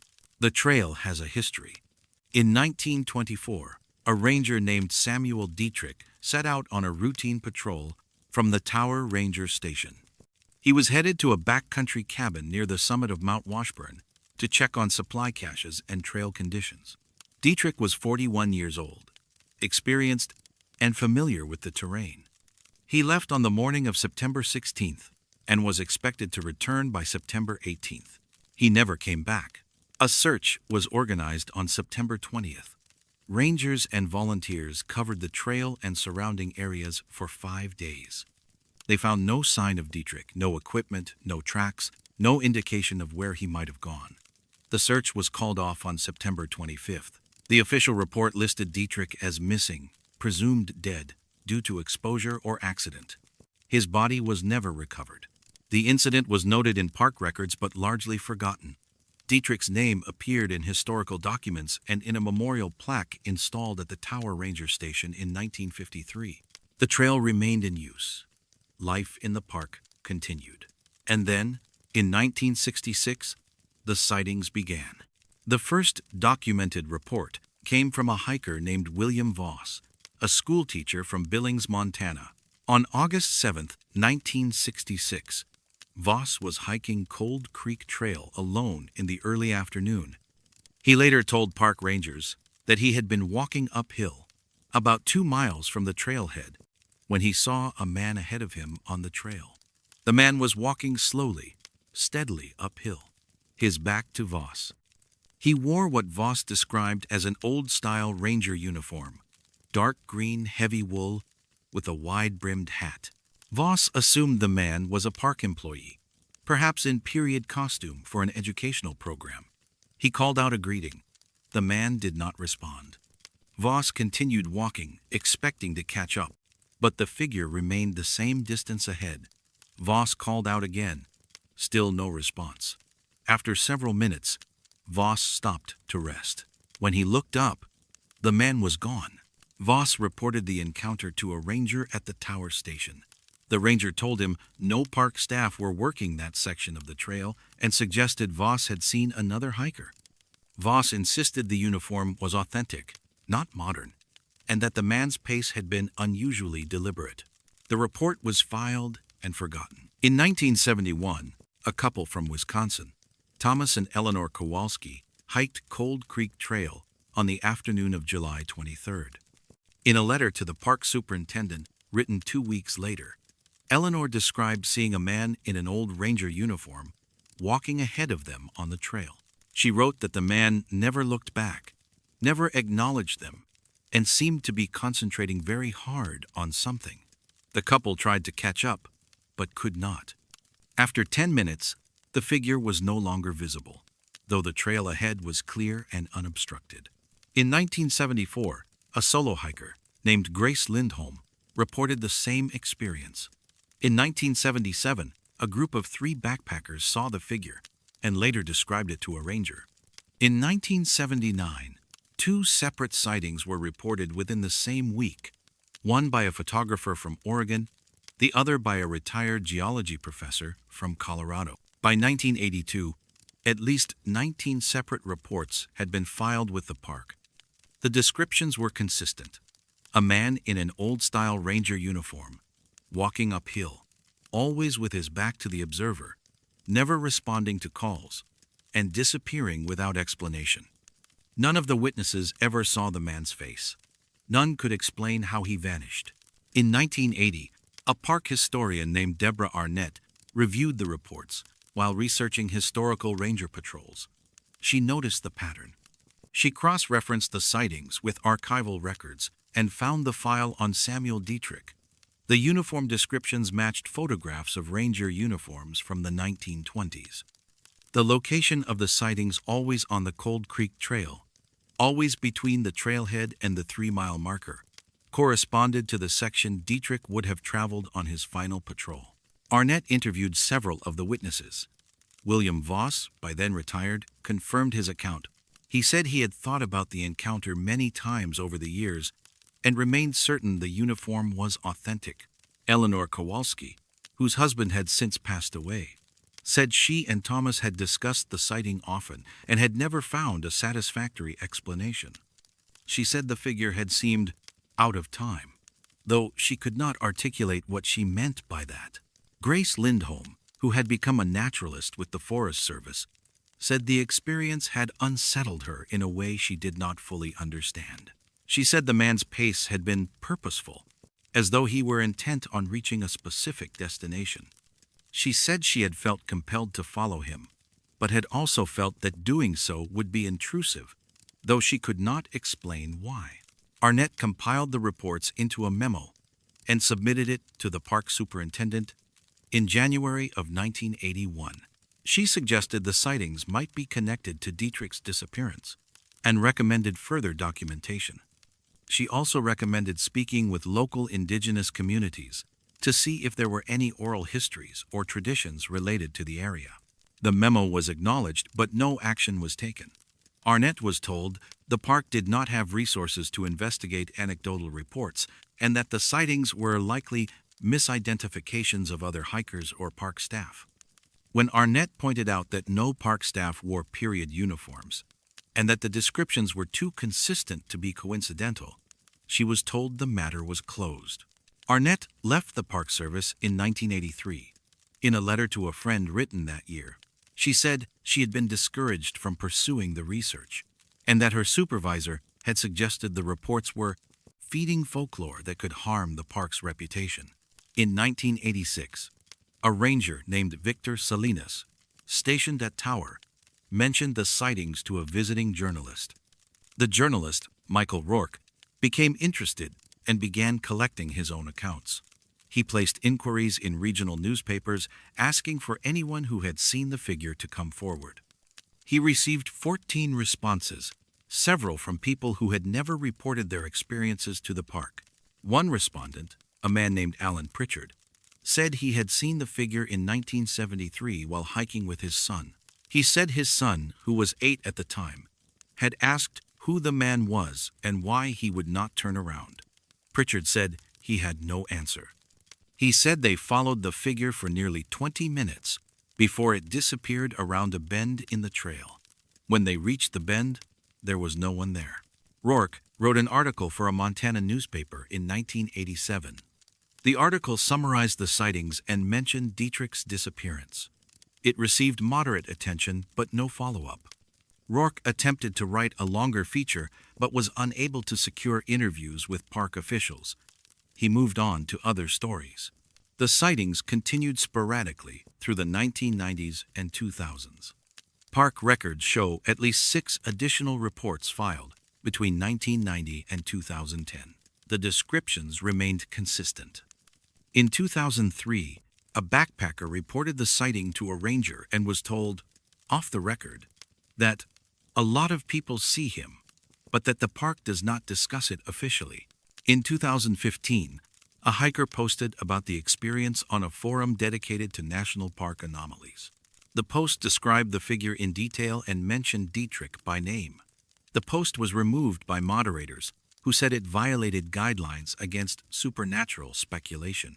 Samuel Dietrich's disappearance remains an open case. Park records list him as missing. His personnel file is archived at the Yellowstone Heritage and Research Center. The file includes his service record, photographs, and the search reports from 1924. It makes no mention of the sightings. Cold Creek Trail is still in use. Hikers walk it every summer. The forest is quiet. The trail is steep. And occasionally, someone sees a man walking ahead of them, uphill, in an old uniform, never turning, never stopping. And when they try to catch up, he is gone.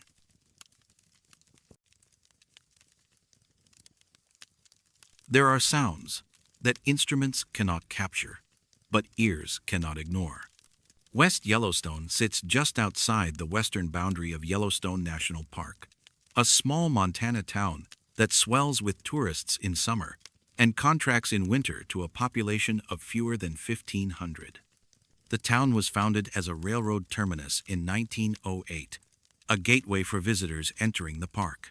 It sits at an elevation of 6,600 feet, surrounded by lodgepole pine forest and within sight of the Madison Range.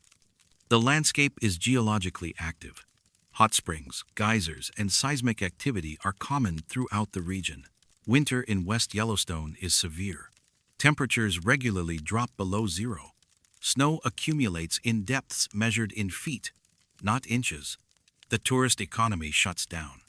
What remains is a quiet, isolated community, where residents know one another, and where unusual occurrences are noticed quickly.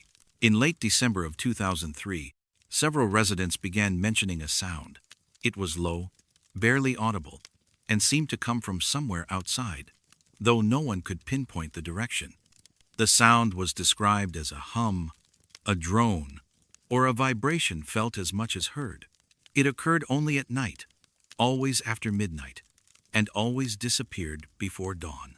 The first person to formally report it was a woman named Carolyn Myers, who owned a bed and breakfast on Yellowstone Avenue. On January 4, 2004, she called the town office to ask if anyone else had noticed the noise. She said it had been waking her for nearly 2 weeks. She described it as a low-frequency hum, steady and unvarying, that seemed to come from the southwest. She said it was not loud, but was persistent enough to disturb her sleep. The town clerk, a man named Douglas Farrell, made a note of the call but did not consider it urgent. Myers was not the only one to call. Over the following weeks, 6 more residents reported the same sound. All described it similarly: low, steady, occurring between midnight and 4 o'clock in the morning, stronger on cold nights, and impossible to locate. By February, the reports had increased. A local mechanic named Raymond Keller told the town council he had been hearing the hum since early January, and that it was driving him crazy. He said he had checked his furnace, his water heater, and every piece of equipment in his shop. None were the source. He said the sound seemed to come from outside, but when he went outside, it was fainter, as though it were coming from inside. He could not make sense of it. A schoolteacher named Linda Vasquez reported the same experience. She said the hum was loudest when she was in her bedroom, which faced southwest. She said she had started sleeping in a different room to escape it. A retired postal worker named Gerald Trudeau said he heard it every night and that it seemed to vibrate through the walls of his house. Not everyone heard it. Some residents reported hearing nothing at all. Others said they noticed a faint sound but were not bothered by it. The divide was sharp. Those who heard the hum described it as intrusive and maddening. Those who did not hear it often questioned whether it existed. In March of 2004, the town council held a meeting to address the reports. Approximately 40 residents attended. Roughly half reported hearing the hum, the other half had not. Myers spoke first. She said the sound was real, that it was affecting her health, and that she wanted the town to investigate. Keller agreed.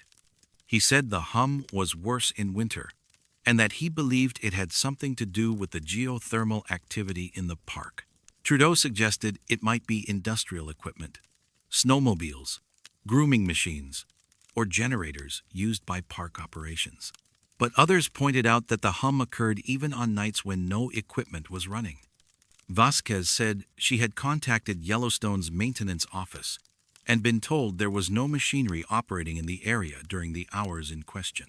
The council agreed to contact the United States Geological Survey to see if seismic or geothermal activity could be responsible.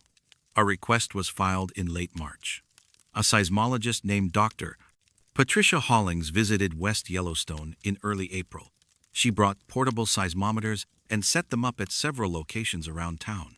She monitored for 3 nights.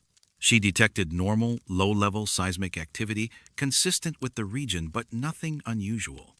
She told the council that geothermal sources typically produce sounds above the threshold of human hearing, or below it, but not in the range being described. Hollings suggested the hum might be psychological, a form of tinnitus or auditory phenomenon affecting certain individuals. Several residents objected. Myers said she had been tested for hearing problems and had none. Keller said the hum stopped abruptly at dawn every morning, which would not be consistent with tinnitus. In May, the town hired an acoustic engineer from Bozeman, a man named Leonard Fujimoto. Fujimoto brought sound-level meters and spectrum analyzers. He set up equipment in the homes of 3 residents who reported hearing the hum: Myers, Keller, and Trudeau. He monitored for 5 nights in late May and early June. His equipment recorded nothing unusual. Background noise levels were consistent with a quiet residential area. There were no anomalous low-frequency sounds. Fujimoto told the council that if the hum existed, it was below the detection threshold of his equipment, or was not present during the nights he monitored. Myers insisted the hum had been audible every night Fujimoto was there. She said she had heard it clearly between 2 and 3 o'clock in the morning. Fujimoto said his recordings showed no corresponding sound. He suggested the phenomenon might be infrasound sound below 20 Hz, which some people can perceive as vibration or pressure rather than as audible noise. But his equipment was capable of detecting infrasound, and none had been recorded. The investigation was closed in June of 2004. The council issued a statement saying that while some residents reported hearing a hum, no measurable source had been identified. The statement suggested affected residents consult medical professionals if the sound continued to cause distress. The hum did not stop. Over the following years, reports continued. Some residents moved away, citing the hum as a factor. Others adapted using white noise machines, earplugs, or sleeping in rooms on the opposite side of their homes. A few said they had learned to ignore it, though it remained audible. In 2007, a journalist named Marcus Odell visited West Yellowstone to write an article about the phenomenon. He interviewed more than 20 residents. Roughly 60% reported hearing the hum at some point. The descriptions remained consistent. Low frequency, audible between midnight and 4 o'clock in the morning, stronger in winter, emanating from the southwest. Odell attempted to hear it himself. He stayed in Myers's bed and breakfast for 3 nights. On the second night, he reported hearing a faint, low vibration around 2:30 in the morning. He described it as barely perceptible, like the distant idle of a diesel engine. He checked outside. The night was silent. When he returned inside, the sound was gone. Odell's article was published in a Montana regional magazine in 2008. It generated some attention, but no new investigations. The United States Geological Survey declined to comment. The National Park Service said it had no knowledge of unusual acoustic phenomena in the area. In 2011, a graduate student named Olivia Brennan from the University of Montana attempted to study the hum as part of her thesis on environmental acoustics. She conducted surveys and interviewed residents. She found that the hum was more commonly reported by people who had lived in West Yellowstone for more than 5 years. Newcomers rarely heard it, though some eventually began to perceive it after several months of residence. Brennan also noted that the hum was described differently by different people. Some heard it as a steady tone. Others said it pulsed or fluctuated slightly. A few said it felt like pressure in their ears rather than sound. Brennan speculated that the phenomenon might be related to atmospheric conditions or electromagnetic fields, though she had no data to support either theory. Her thesis was completed but never published. In 2015, Myers sold her bed and breakfast and moved to Idaho. In a letter to a friend, she said she could not tolerate the hum any longer and that living in West Yellowstone had become unbearable. She said she did not understand why others could not hear it, or why no one had been able to explain it. Keller died in 2018. Vasquez retired and moved to Arizona in 2019. Trudeau still lives in West Yellowstone. In a brief conversation in 2022, he confirmed the hum was still audible. He said it had become part of his life, something he noticed but no longer fought against. He said he had stopped mentioning it to people because no one believed him anyway. New residents occasionally report hearing something. The descriptions are the same. The pattern has not changed. Midnight to 4 o'clock in the morning. Stronger in winter. Always from the southwest. No source has ever been found. No explanation has been offered. And those who hear it continue to live with a sound that, according to every instrument ever used to measure it, does not exist. But in the deep hours of winter nights, when the temperature drops and the town is silent, the hum is there, steady, persistent. waiting.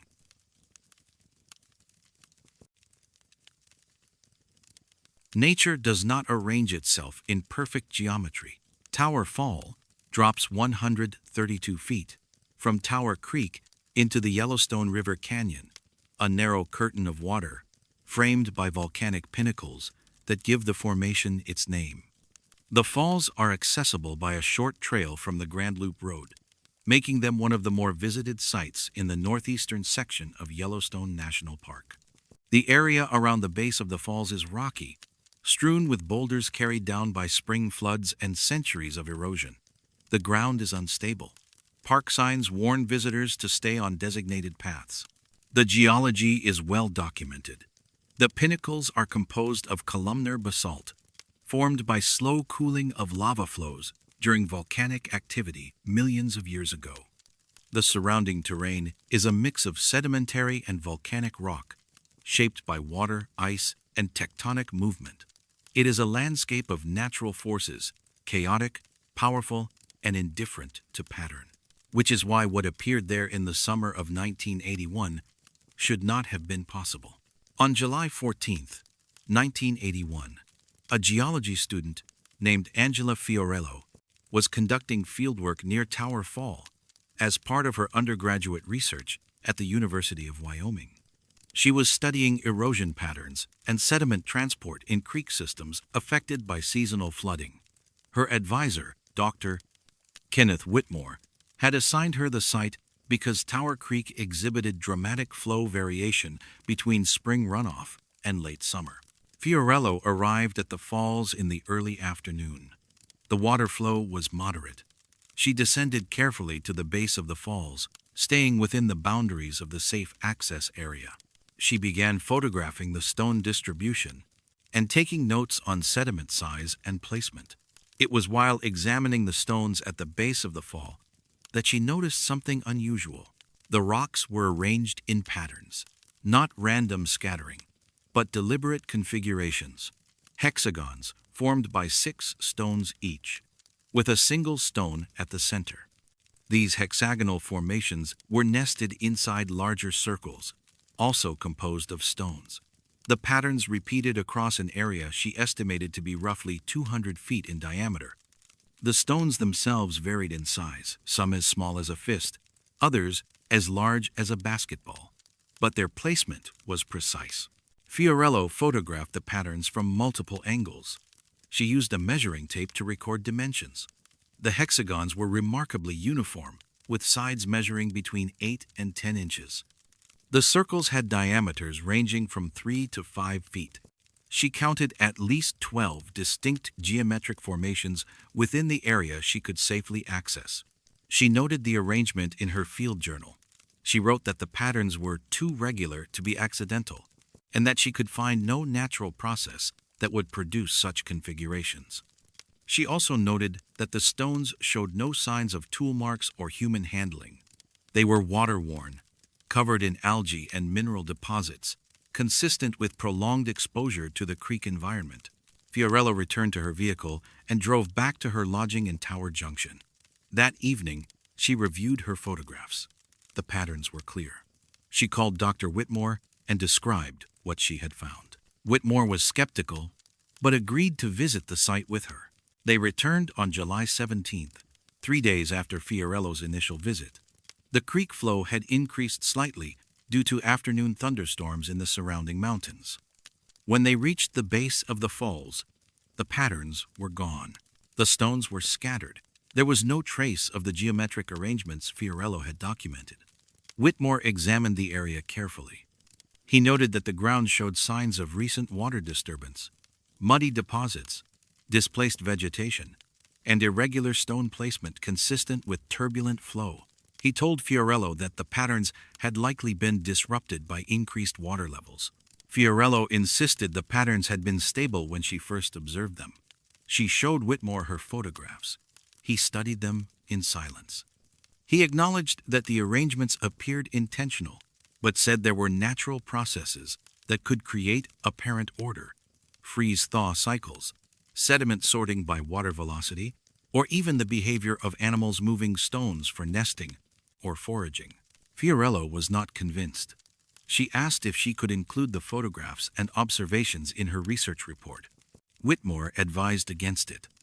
He said the findings were anomalous, and that without a reproducible phenomenon or a clear natural explanation, including them would undermine the credibility of her work. He suggested she focus on the measurable erosion data and leave the stone arrangements out of her final submission. Fiorello completed her report without mentioning the patterns. She graduated the following year and moved to Colorado, where she worked for a mining company as a site analyst. She kept the photographs, but did not share them publicly. In 1987, Fiorello attended a geology conference in Denver. During a presentation on fluvial sediment transport, she mentioned the Tower Fall incident to a colleague, a graduate student named Michael Strauss. Strauss expressed interest and asked to see the photographs. Fiorello sent him copies. Strauss showed the images to his advisor, Dr. Helena Varga, a geomorphologist with expertise in pattern formation in natural systems. Varga examined the photographs and confirmed that the arrangements were highly unusual. She said hexagonal packing could occur naturally in certain crystalline or sedimentary contexts, but not in loose stones at the base of a waterfall. She also noted that the nested circles suggested intentionality, or at least a guiding structure that was not consistent with random deposition. Varga suggested showing the images to a mathematician. Strauss contacted Dr. Leonard Yasuda, a professor of applied mathematics at the University of Colorado. Yasuda reviewed the photographs in December of 1987. Yasuda's analysis was unsettling. He identified the geometric patterns as consistent with ancient astronomical diagrams, specifically those used in Mesopotamian star charts dating to approximately 2000 B.C. The hexagons within circles resembled representations of celestial bodies and their orbits. Yasuda noted that the proportions matched known examples from cuneiform tablets discovered in modern-day Iraq. He wrote a brief report summarizing his findings. He noted that the similarity could be coincidental, but that the precision of the arrangements made coincidence unlikely. He also noted that there was no plausible mechanism by which natural processes could replicate such culturally specific patterns. Yasuda sent the report to Varga. Varga forwarded it to Fiorello. Fiorello read it and did not know how to respond. She wrote to Yasuda, asking if he thought the patterns could have been created by someone deliberately arranging the stones. Yasuda replied that it was possible, but that the stones showed no evidence of recent handling, and that the location was remote and closely monitored by park staff. Fiorello contacted the National Park Service in January of 1988. She sent copies of her photographs and Yasuda's report to the Yellowstone Heritage and Research Center. She requested information on whether any archaeological or historical studies had been conducted at Tower Fall, and whether there were any records of similar stone arrangements in the park. She received a reply in March. The letter, signed by a park archivist named Donald Kruger, stated that no archaeological surveys had identified human activity at the base of Tower Fall, and that the park had no records of geometric stone formations in that area. Kruger thanked Fiorello for her interest and said the photographs would be filed for reference. Fiorello did not pursue the matter further. She moved to Alaska in 1990 to work on a pipeline project. She retired in 2010 and now lives in Oregon. In a phone interview conducted in 2018, she confirmed the details of the incident. She said she had returned to Tower Fall once, in 1993, and found no trace of the patterns. She said she still did not understand what she had seen, or why the stones had been arranged that way. Whitmore, her former advisor, died in 2005. His academic papers were donated to the University of Wyoming. Among them was a folder labeled Tower Fall Anomaly, 1981. The folder contained Fiorello's original field notes and photographs, along with a handwritten note from Whitmore that read, "No natural explanation. Do not publish." Yasuda retired in 2015. He was contacted by a researcher in 2016. and asked about the tower fall photographs. Yasuda confirmed his analysis and said he had never seen anything comparable in his career. He said the patterns were architecturally and astronomically coherent, and that their appearance in such a context was profoundly inexplicable. Varga declined to comment. When contacted in 2019, Strauss could not be located. The photographs remain in the Yellowstone archives. They are catalogued under Geological Observations, Tower Creek, 1981. Access is unrestricted, though few researchers are aware of their existence. Tower Fall continues to attract visitors. The stones at the base are scattered, as they should be. Water flows, seasons change, and no one has reported seeing the patterns again.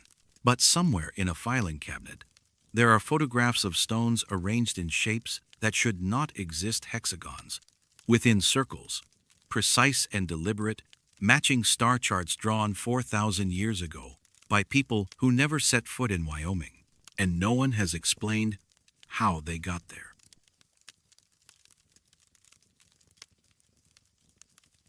History is written by those who decide what can be known. Obsidian Cliff rises above the highway between Mammoth Hot Springs and Norris Junction in Yellowstone National Park. A 200-foot wall of black volcanic glass formed roughly 180,000 years ago during a rhyolitic eruption. The obsidian is pure, sharp, and ideal for toolmaking. For thousands of years, indigenous peoples quarried the cliff, shaping the glass into blades, points, and scrapers. Obsidian from this site has been found in archaeological digs as far away as Ohio and Ontario, evidence of extensive trade networks across prehistoric North America. The cliff is protected. Removal of obsidian is prohibited. An interpretive sign near the roadside pullout explains the site's geological and cultural significance. The sign has been there for decades, but the text on that sign has changed. Most visitors do not notice. Why would they? The sign looks official, weathered, permanent. But between 1995 and 2010, the wording was revised 4 times. Each revision removed specific information. Each change was subtle, and each raised questions no one was willing to answer. The first sign was installed in 1973 as part of a park-wide effort to educate visitors about indigenous history and geology. The text was written by a park historian named Dr. Evelyn Richter, who had spent 2 years researching the site. The sign described the cliff's formation, its use by native peoples beginning approximately 11,000 years ago, and the extensive trade networks that distributed Yellowstone obsidian across the continent. The sign stood unchanged until 1995. In the spring of that year, a research team from the University of Montana conducted a survey of the cliff as part of a broader study on prehistoric lithic sourcing. The team was led by Dr. Marcus Vreeland, an archaeologist specializing in stone tool technology. On May 12, 1995, Vreeland and 2 graduate students, Laura Finch and Samuel Torrance, examined sections of exposed obsidian along the cliff face. Finch noticed something unusual. Along a fracture plane approximately 15 feet above the base of the cliff, she observed what appeared to be deliberate tool marks, parallel grooves, evenly spaced, consistent with extraction techniques. But the marks were not on the surface. They were embedded within a layer of obsidian that, according to the geological stratigraphy, had been sealed by subsequent lava flow. Vreeland examined the marks. He took photographs and measurements. He noted that if the marks were indeed from human activity, they predated the sealing flow by a significant margin. Preliminary estimates, based on the geological layering, suggested the marks could be anywhere from 15,000 to 20,000 years old, well before the established timeline for human presence in the region. Vreeland collected samples and sent them to a geochronologist at the University of Wyoming, Dr. Helena Kowalski. Kowalski conducted argon-argon dating on the obsidian layer containing the marks. Her results, completed in August of 1995, indicated the layer was approximately 18,000 years old. Vreeland filed a report with the National Park Service in September. He noted the marks, the dating results, and the implications. He requested authorization to conduct a more detailed study, including excavation and analysis of additional samples. His request was forwarded to the park's chief archaeologist, a woman named Dr. Janet Sorensen. Sorensen reviewed the report. In October, she sent a memo to Vreeland, stating that the Park Service would not authorize further study at that time. She wrote that the findings were preliminary and inconclusive, and that additional research would require extensive permitting and environmental review. She suggested Vreeland focus on other sites. Vreeland was puzzled, but did not pursue the matter. He moved on to other projects. Finch completed her degree and left academia. Torrance took a position with a cultural resource management firm in Arizona. In November of 1995, the interpretive sign at Obsidian Cliff was replaced. The new sign retained most of the original text, but removed a single sentence that had described ongoing archaeological research into the full extent of indigenous use of the site. The revision was minor. No explanation was given. In 2001, a second revision occurred. This time, a paragraph describing the complex archaeological record of the cliff was shortened. References to unexplained features in the obsidian were removed. The sign now emphasized the geological history and the known indigenous use beginning 11,000 years ago. It made no mention of anomalies or ongoing research. In 2006, the sign was revised again. A phrase describing the site as one of the most extensively studied prehistoric quarries in North America was deleted. The new text focused on the trade networks and the craftsmanship of indigenous toolmakers. It was shorter, cleaner, and less specific. In 2010, a fourth revision removed the final references to archaeological complexity. The sign now presented the site as well understood and thoroughly documented. It made no mention of unresolved questions. A park ranger named Victor Albright, who had worked at Yellowstone since 1987, noticed the changes. In a letter to a friend written in 2012, Albright described the revisions as odd and said he had asked his supervisor why the sign kept changing. His supervisor told him the updates were part of routine maintenance and reflected current best practices in interpretation. Albright said he had seen the original sign and remembered it being more detailed. In 2015, a journalist named Claire Hoffman, writing a feature on indigenous history in Yellowstone, interviewed Albright. He mentioned the sign revisions. Hoffman became curious. She requested copies of the original sign text from the park archives. Her request was denied. She was told that interpretive materials were not considered archival documents and that older versions had not been retained. Hoffman contacted Dr. Richter, who had written the original sign in 1973. Richter, by then retired and living in Montana, confirmed that her original text had included references to ongoing research and unresolved questions about the site's full archaeological timeline. She said she had been told in the late 1990s that the sign needed updating, but had not been consulted on the revisions. Hoffman also contacted Vreeland. He confirmed the 1995 findings and said he had been discouraged from pursuing further study. He said he had attempted to publish his results in 2003, but had been unable to find a journal willing to accept the paper. Reviewers had noted that the claims were extraordinary and required more evidence. But when Vreeland explained that additional research had been blocked by the Park Service, the reviewers declined to proceed. Hoffman attempted to interview Sorensen, the park archaeologist who had denied Vreeland's request. Sorensen had retired in 2008. She agreed to speak with Hoffman by phone in 2016. Sorensen confirmed that she had reviewed Vreeland's report and that she had recommended against further study. When Hoffman asked why, Sorensen said the findings were not consistent with established timelines and that pursuing them would have required resources the park did not have. Hoffman asked if there was any concern that the findings might be legitimate. Sorensen paused. She said there were complicating factors that she could not discuss in detail. She said the Park Service had a responsibility to present information that was scientifically supported, and that anomalous findings, even if intriguing, could not be highlighted without rigorous validation. Hoffman's article was published in a regional history magazine in 2017. It summarized the sign revisions and Vreeland's findings. It suggested that the Park Service had actively suppressed information about the site. The article generated some attention but no official response.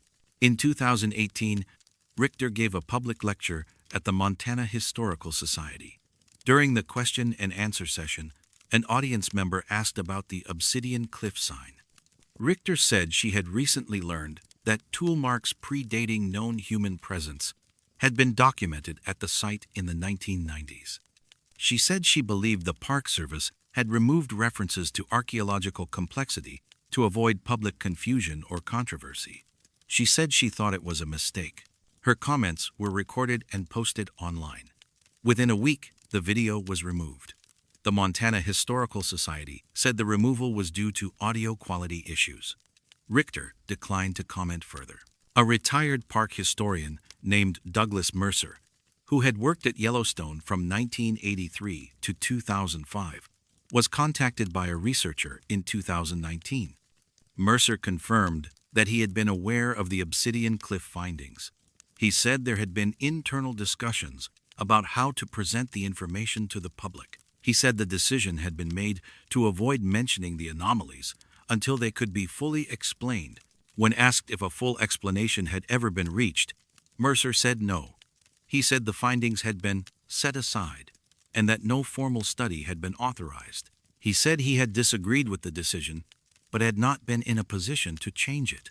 The current interpretive sign at Obsidian Cliff is clear, concise, and informative. It describes the geological formation, the indigenous use beginning 11,000 years ago, and the trade networks that distributed the obsidian across North America. It makes no mention of tool marks, inconsistencies, or unanswered questions. Vreeland's photographs and samples remain in his personal files. Kowalski's dating results were never published. Finch and Torrance have not spoken publicly about the findings.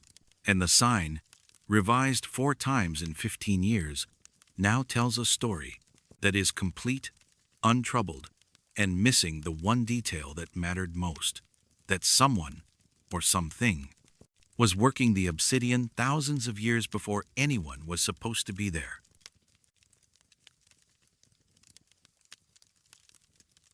Some places return what you give them, but changed.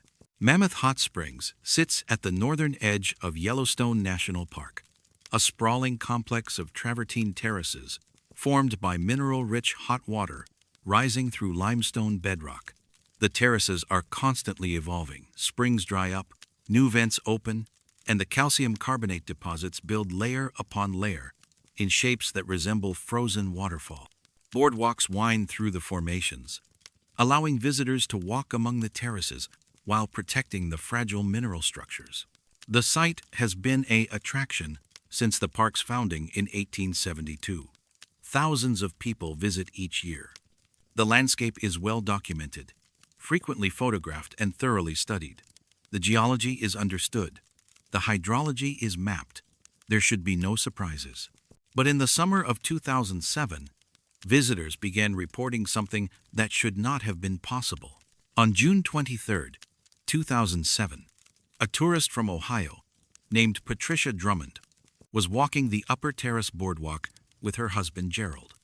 The time was approximately 4:45 in the afternoon. The weather was clear. Other visitors were present, but the boardwalk was not crowded. Patricia stopped at a viewpoint overlooking Minerva Terrace and commented aloud about the colors in the mineral deposits. 19 seconds later, she heard her own voice repeat the comment back to her. She turned to Gerald and asked if he had heard it. He had not. Patricia described the voice as her own, but slightly altered. The tone was similar, but the inflection was different, as though someone were imitating her. She dismissed it as an echo, though she found it strange that Gerald had not heard it. They continued walking. At another point along the boardwalk, Patricia spoke again, something mundane about the temperature. 19 seconds later, she heard the words repeated. This time, Gerald heard it too. He described it as unsettling and said it sounded like Patricia's voice, but not quite right. They reported the incident to a park ranger at the Mammoth Visitor Center. The ranger, a man named Kevin Morales, made a note of the report, but said he was not aware of any unusual acoustic phenomena in the area. He suggested it was a natural echo caused by the terrain. Patricia and Gerald left the park the following day. Patricia mentioned the incident in an online review of their trip. The review was brief and received little attention, but the reports continued. In July of 2007, a family from California reported the same experience. A father named Daniel Kovacs said his daughter had spoken while standing on the boardwalk near Minerva Terrace, and they had heard her voice repeated 19 seconds later. Kovacs timed the delay using his watch. He said the voice sounded like his daughter's but was off, in a way he could not explain. In August, a solo hiker named Rebecca Finch reported hearing her own voice echoed while walking the same section of boardwalk. She said she had been alone at the time and that the voice had come from behind her. She turned but saw no one. She left the area quickly. By September, Morales had received 8 separate reports of the phenomenon. All described the same details. A voice repeated after 19 seconds, always sounding like the speaker, but slightly altered. Always occurring on a specific section of the boardwalk near Minerva Terrace. Morales brought the reports to his supervisor, a woman named Janet Tolliver. Tolliver reviewed the reports and decided to investigate. On September 14, 2007, she and Morales walked the boardwalk at various times of day. They spoke aloud at intervals and listened for echoes. For most of the day, they heard nothing unusual. Standard echoes occurred in some areas, immediate, faint, and consistent with the surrounding rock formations. But at 4:47 in the afternoon, the phenomenon occurred. Tolliver spoke a simple phrase, testing for echo. 19 seconds later, she heard the phrase repeated. The voice was hers, but the tone was flatter, as though the emotion had been removed. Morales heard it as well. He confirmed the delay using a stopwatch. Exactly 19 seconds. They tested the phenomenon multiple times. Each time Tolliver or Morales spoke while standing in a 40-foot section of the boardwalk, the echo occurred 19 seconds later. The delay was consistent. The location was precise, and the altered tone was unmistakable. Tolliver contacted the park's chief of interpretation, a man named Dr. Raymond Halstead. Halstead visited the site on September 18th with an acoustic engineer from Montana State University, Dr. Lillian Okonkwo. Okonkwo brought sound level meters and recording equipment. She and Halstead conducted tests throughout the afternoon. At 4:47, the echo appeared. Okonkwo recorded it. When she played back the recording, the delay was clear. She measured the interval, 19 seconds. She noted that the voice on the echo sounded slightly distorted, as though it had passed through a filter or been digitally altered, though no digital equipment was present. Okonkwo examined the boardwalk and surrounding terrain.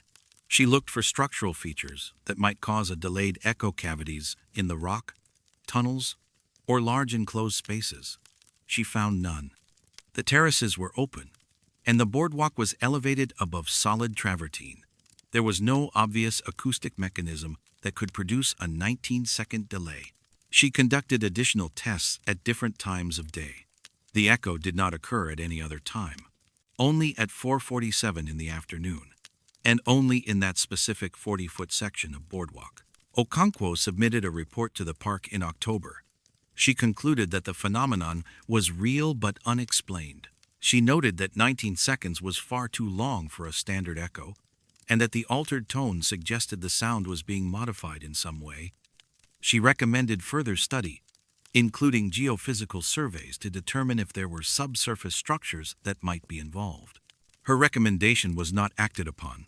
Halstead told Tolliver that the park did not have funding for extensive acoustic research, and that the phenomenon, while unusual, did not pose a safety risk. He instructed staff to note any additional reports, but not to publicize the issue. Reports continued. In 2008, 11 visitors reported the echo. In 2009, 14. In 2010, 9. The details remained consistent. Always the same location. Always at 4:47 in the afternoon. Always a 19-second delay. Always a slightly altered voice. In 2012, a journalist named Marcus Elwood visited Mammoth Hot Springs after hearing about the phenomenon from a friend who had experienced it. Elwood spent 3 afternoons on the boardwalk. On the third day, at 4:47, he spoke aloud and heard his voice repeated 19 seconds later. He recorded the experience on a digital voice recorder. When he reviewed the recording, he noticed something Okonkwo had not mentioned in her report. The echo was not just delayed and altered, it was also slightly louder than the original voice. The volume increase was subtle but measurable. Elwood contacted Okonkwo. She reviewed his recording and confirmed the observation. She said the volume increase was inconsistent with natural acoustic behavior, where echoes typically decay in intensity. She had no explanation. Elwood attempted to write an article about the phenomenon.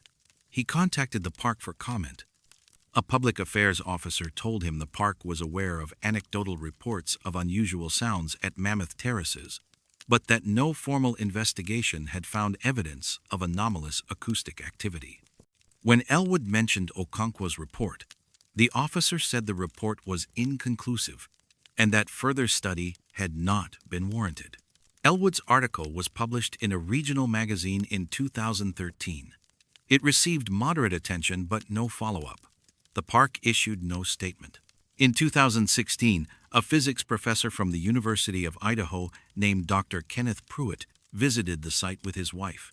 They experienced the echo at 4:47. Pruitt, who specialized in wave mechanics, was intrigued.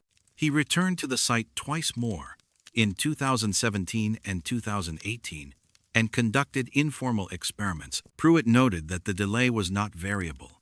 It was always 19 seconds, regardless of the length or complexity of the spoken phrase. He also noted that the echo occurred even when multiple people spoke simultaneously. Each person's voice was repeated individually, with the same 19-second delay. Pruitt wrote a letter to the National Park Service in 2019 requesting permission to conduct a formal study. His request was denied. The response stated that the park received many requests for research projects and that priority was given to studies addressing critical management needs. Acoustic phenomena were not considered a priority. Pruitt did not pursue the matter further. In a conversation with a colleague in 2021, he said the phenomenon was one of the strangest things I've encountered, and that he believed it warranted serious investigation. He said he suspected there was a subsurface feature, possibly a cavity or thermal vent, that was creating the delay, but he could not explain the altered tone or increased volume. The echo continues. Visitors still report it, though many assume it is a normal feature of the site. Park staff are aware of it but do not discuss it publicly. No new studies have been conducted. No explanation has been offered. And every afternoon at 4:47, in a 40-foot section of boardwalk above Minerva Terrace, voices are returned to those who speak delayed by 19 seconds, altered in tone, and just slightly louder than they should be, as though something beneath the ground is listening and learning how to speak.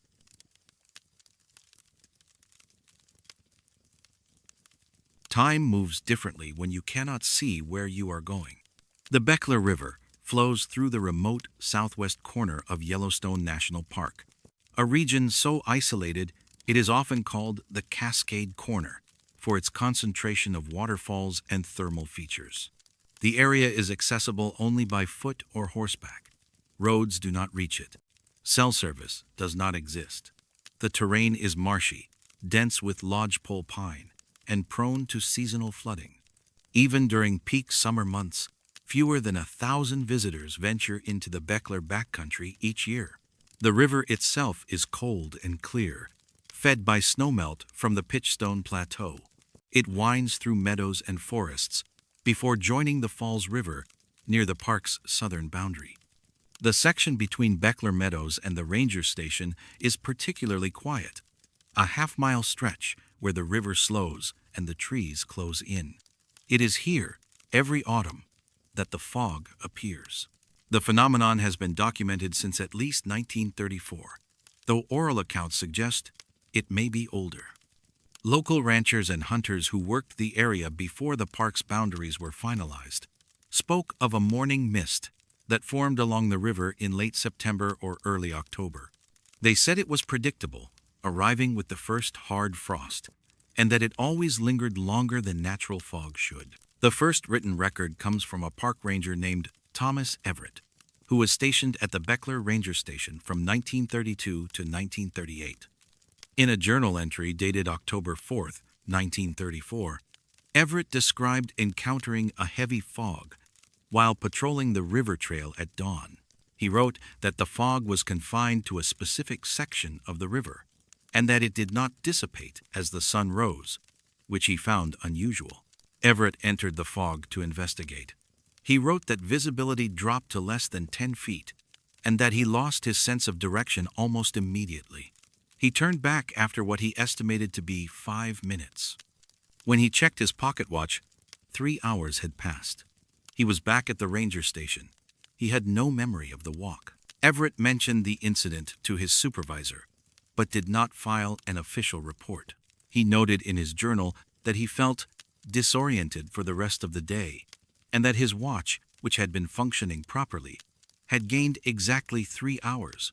The fog appeared again the following year. Everett observed it from a distance but did not enter. He noted that it formed at dawn, lasted approximately 3 hours, and vanished abruptly when the sun reached a certain angle. He recorded the dates, October 2nd, 1935, and October 7th, 1936. In 1937, Everett was joined by a seasonal ranger named William Costa.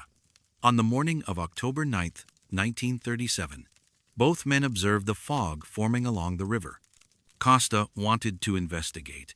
Everett advised against it, citing his experience in 1934. Costa entered anyway. Everett waited at the edge of the fog for what he estimated to be 20 minutes. Costa did not emerge. Everett called out. There was no response. He entered the fog to search for Costa. Visibility was poor. Everett walked for what felt like several minutes, calling Costa's name. He heard nothing. He decided to turn back. When he emerged, Costa was standing at the edge of the fog, looking confused.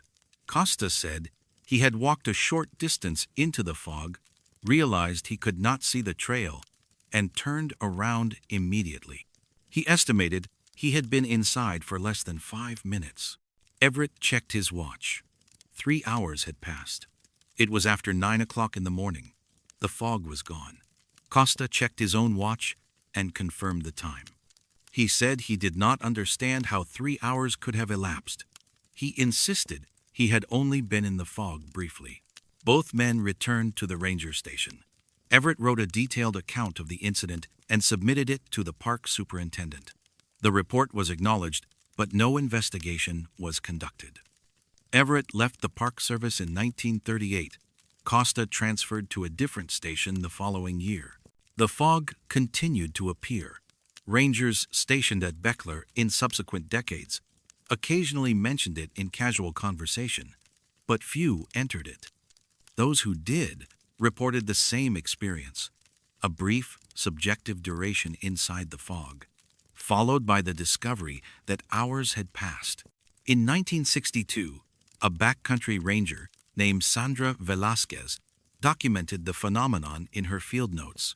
She wrote that the fog appeared on October 5th and that she had observed it from a safe distance. She noted that it was unnaturally dense and that it did not behave like normal fog. She wrote that local outfitters avoided the area during early autumn and that one guide had told her the fog steals time. Velasquez did not enter the fog. She recommended that the park investigate, but her recommendation was not acted upon. She transferred to a different district in 1964. In 1978, a group of backpackers camping near Beckler Meadows encountered the fog.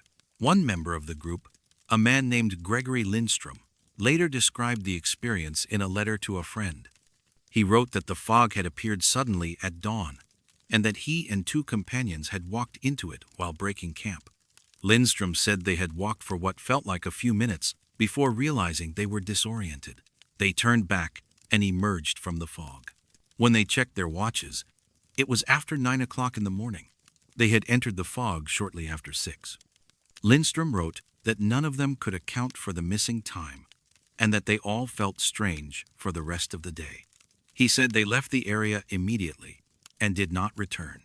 In 1989, a wildlife biologist named Dr. Marcus Faulkner was conducting a study of river otters in the Beckler region.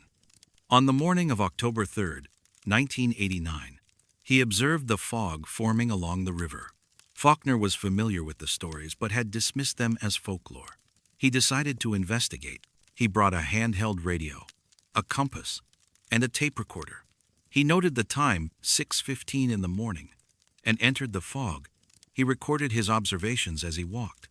The audio recording, which Faulkner later reviewed, shows him describing the fog, noting the lack of visibility, and commenting on the absence of sound. The recording lasts 4 minutes and 20 seconds. Then it stops. Faulkner emerged from the fog at 9:18 in the morning. His watch confirmed the time. He had no memory of the period between the end of the recording and his emergence. He checked the tape. The recording had stopped abruptly, mid-sentence, with no indication of malfunction. The remainder of the tape was blank. Faulkner filed a report with the park in November. He described the experience and included the tape. He noted that the fog appeared to cause temporal distortion and recommended a formal study. His report was reviewed by the park's chief scientist, a man named Dr. Leonard Strauss. Strauss acknowledged the report but said the park did not have resources to investigate atmospheric phenomena that occurred once per year for 3 hours. Faulkner attempted to secure independent funding for a study. He contacted universities and research institutions. None were interested. He published a brief article in a regional journal in 1991, describing the fog and the time distortion. The article received little attention. In 2004, a meteorologist from the University of Montana, named Dr. Olivia Tan, reviewed Faulkner's article and became curious.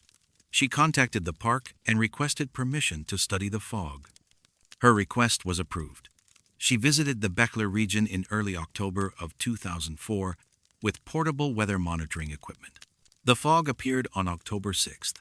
Tan set up her equipment at the edge of the fog and recorded temperature, humidity, barometric pressure, and wind speed. She found no temperature inversion, no unusual humidity levels, and no atmospheric conditions that would explain the fog's formation or persistence. Tan did not enter the fog herself. She later said she had considered it but decided the risk was not justified given the anecdotal accounts. She observed the fog for the full 3 hours.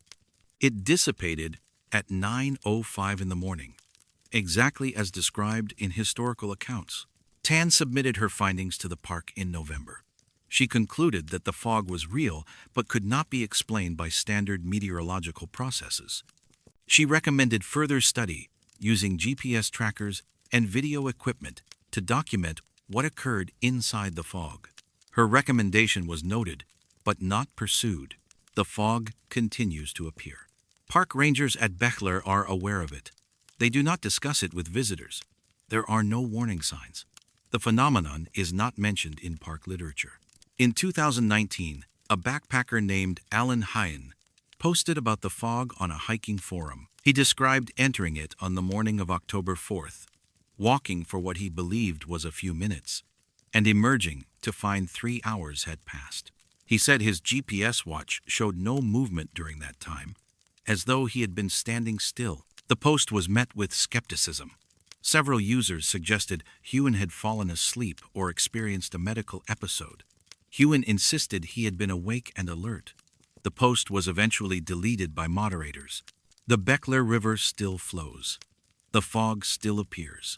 Every autumn for 3 hours in the same half-mile stretch. And those who enter it lose time they cannot account for, emerging into a world that has moved forward without them. And when they try to remember what happened inside the fog, there is nothing, just white silence, and the feeling that they were somewhere else entirely.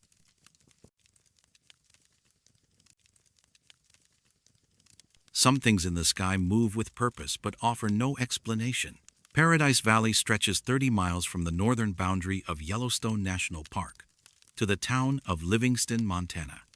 The Yellowstone River runs through its center, flanked by the Absaroka Range to the east and the Gallatin Range to the west. The valley is sparsely populated ranches, small farms, and a handful of unincorporated communities. The land is open, the sky is wide. At night, the darkness is complete, except for scattered porch lights and the occasional vehicle on Highway 89. It is the kind of place where unusual lights are noticed immediately. The first documented sighting occurred on the night of August 12, 1947. A rancher named Everett Morrison was checking livestock near his property along the Yellowstone River, approximately 8 miles south of Livingston. The time was just after 10 o'clock. The sky was clear. Morrison saw 3 lights moving slowly from north to south, parallel to the river. He described them as white or pale yellow, steady and unblinking, roughly the size of a dinner plate when held at arm's length. The lights moved in formation evenly spaced, maintaining a consistent altitude that Morrison estimated to be several hundred feet above the valley floor. They made no sound. They passed directly overhead, continuing south until they disappeared near a bend in the river where the valley narrows. Morrison watched them for approximately 4 minutes. He mentioned the sighting to his wife, Helen, and to a neighbor, a man named Roy Caldwell. Both dismissed it as aircraft, though Morrison insisted the lights had moved too slowly and had been completely silent. He did not report the incident to authorities. 3 weeks later, on September 4th, 1947, Caldwell saw the same lights. He was driving home after dark when he noticed them moving along the river corridor. He stopped his truck and got out to watch.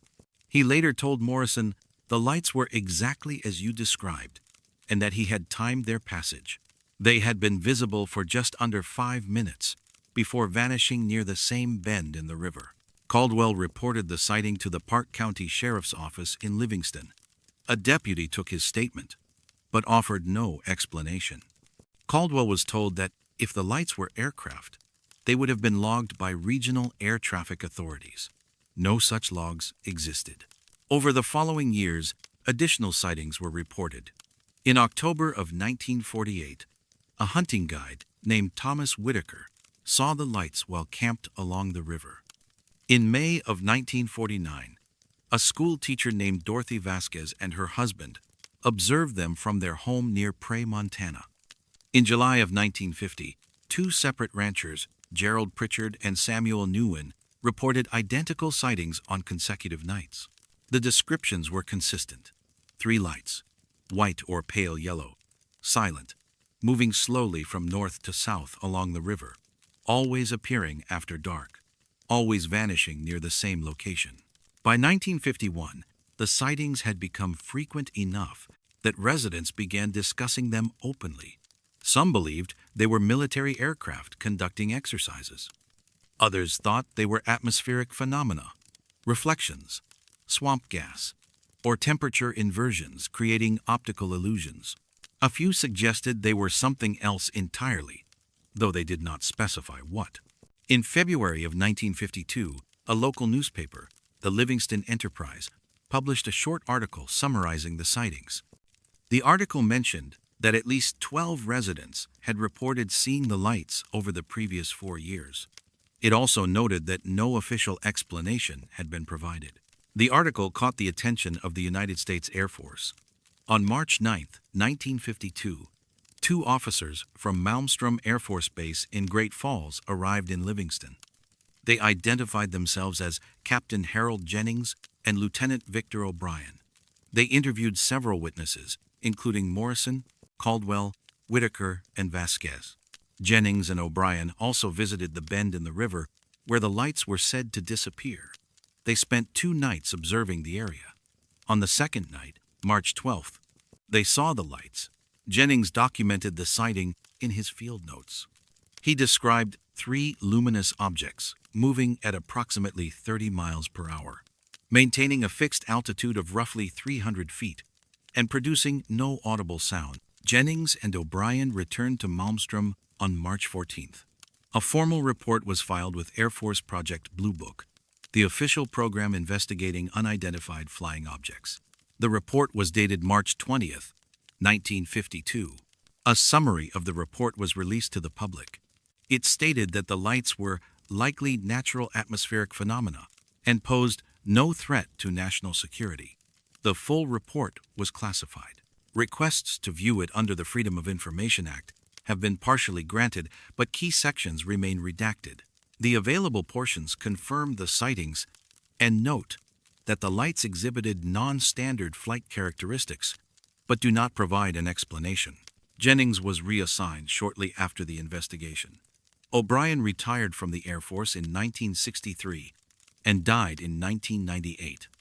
In a brief interview conducted in 1995, O'Brien confirmed the sightings, but said he was not authorized to discuss the investigation.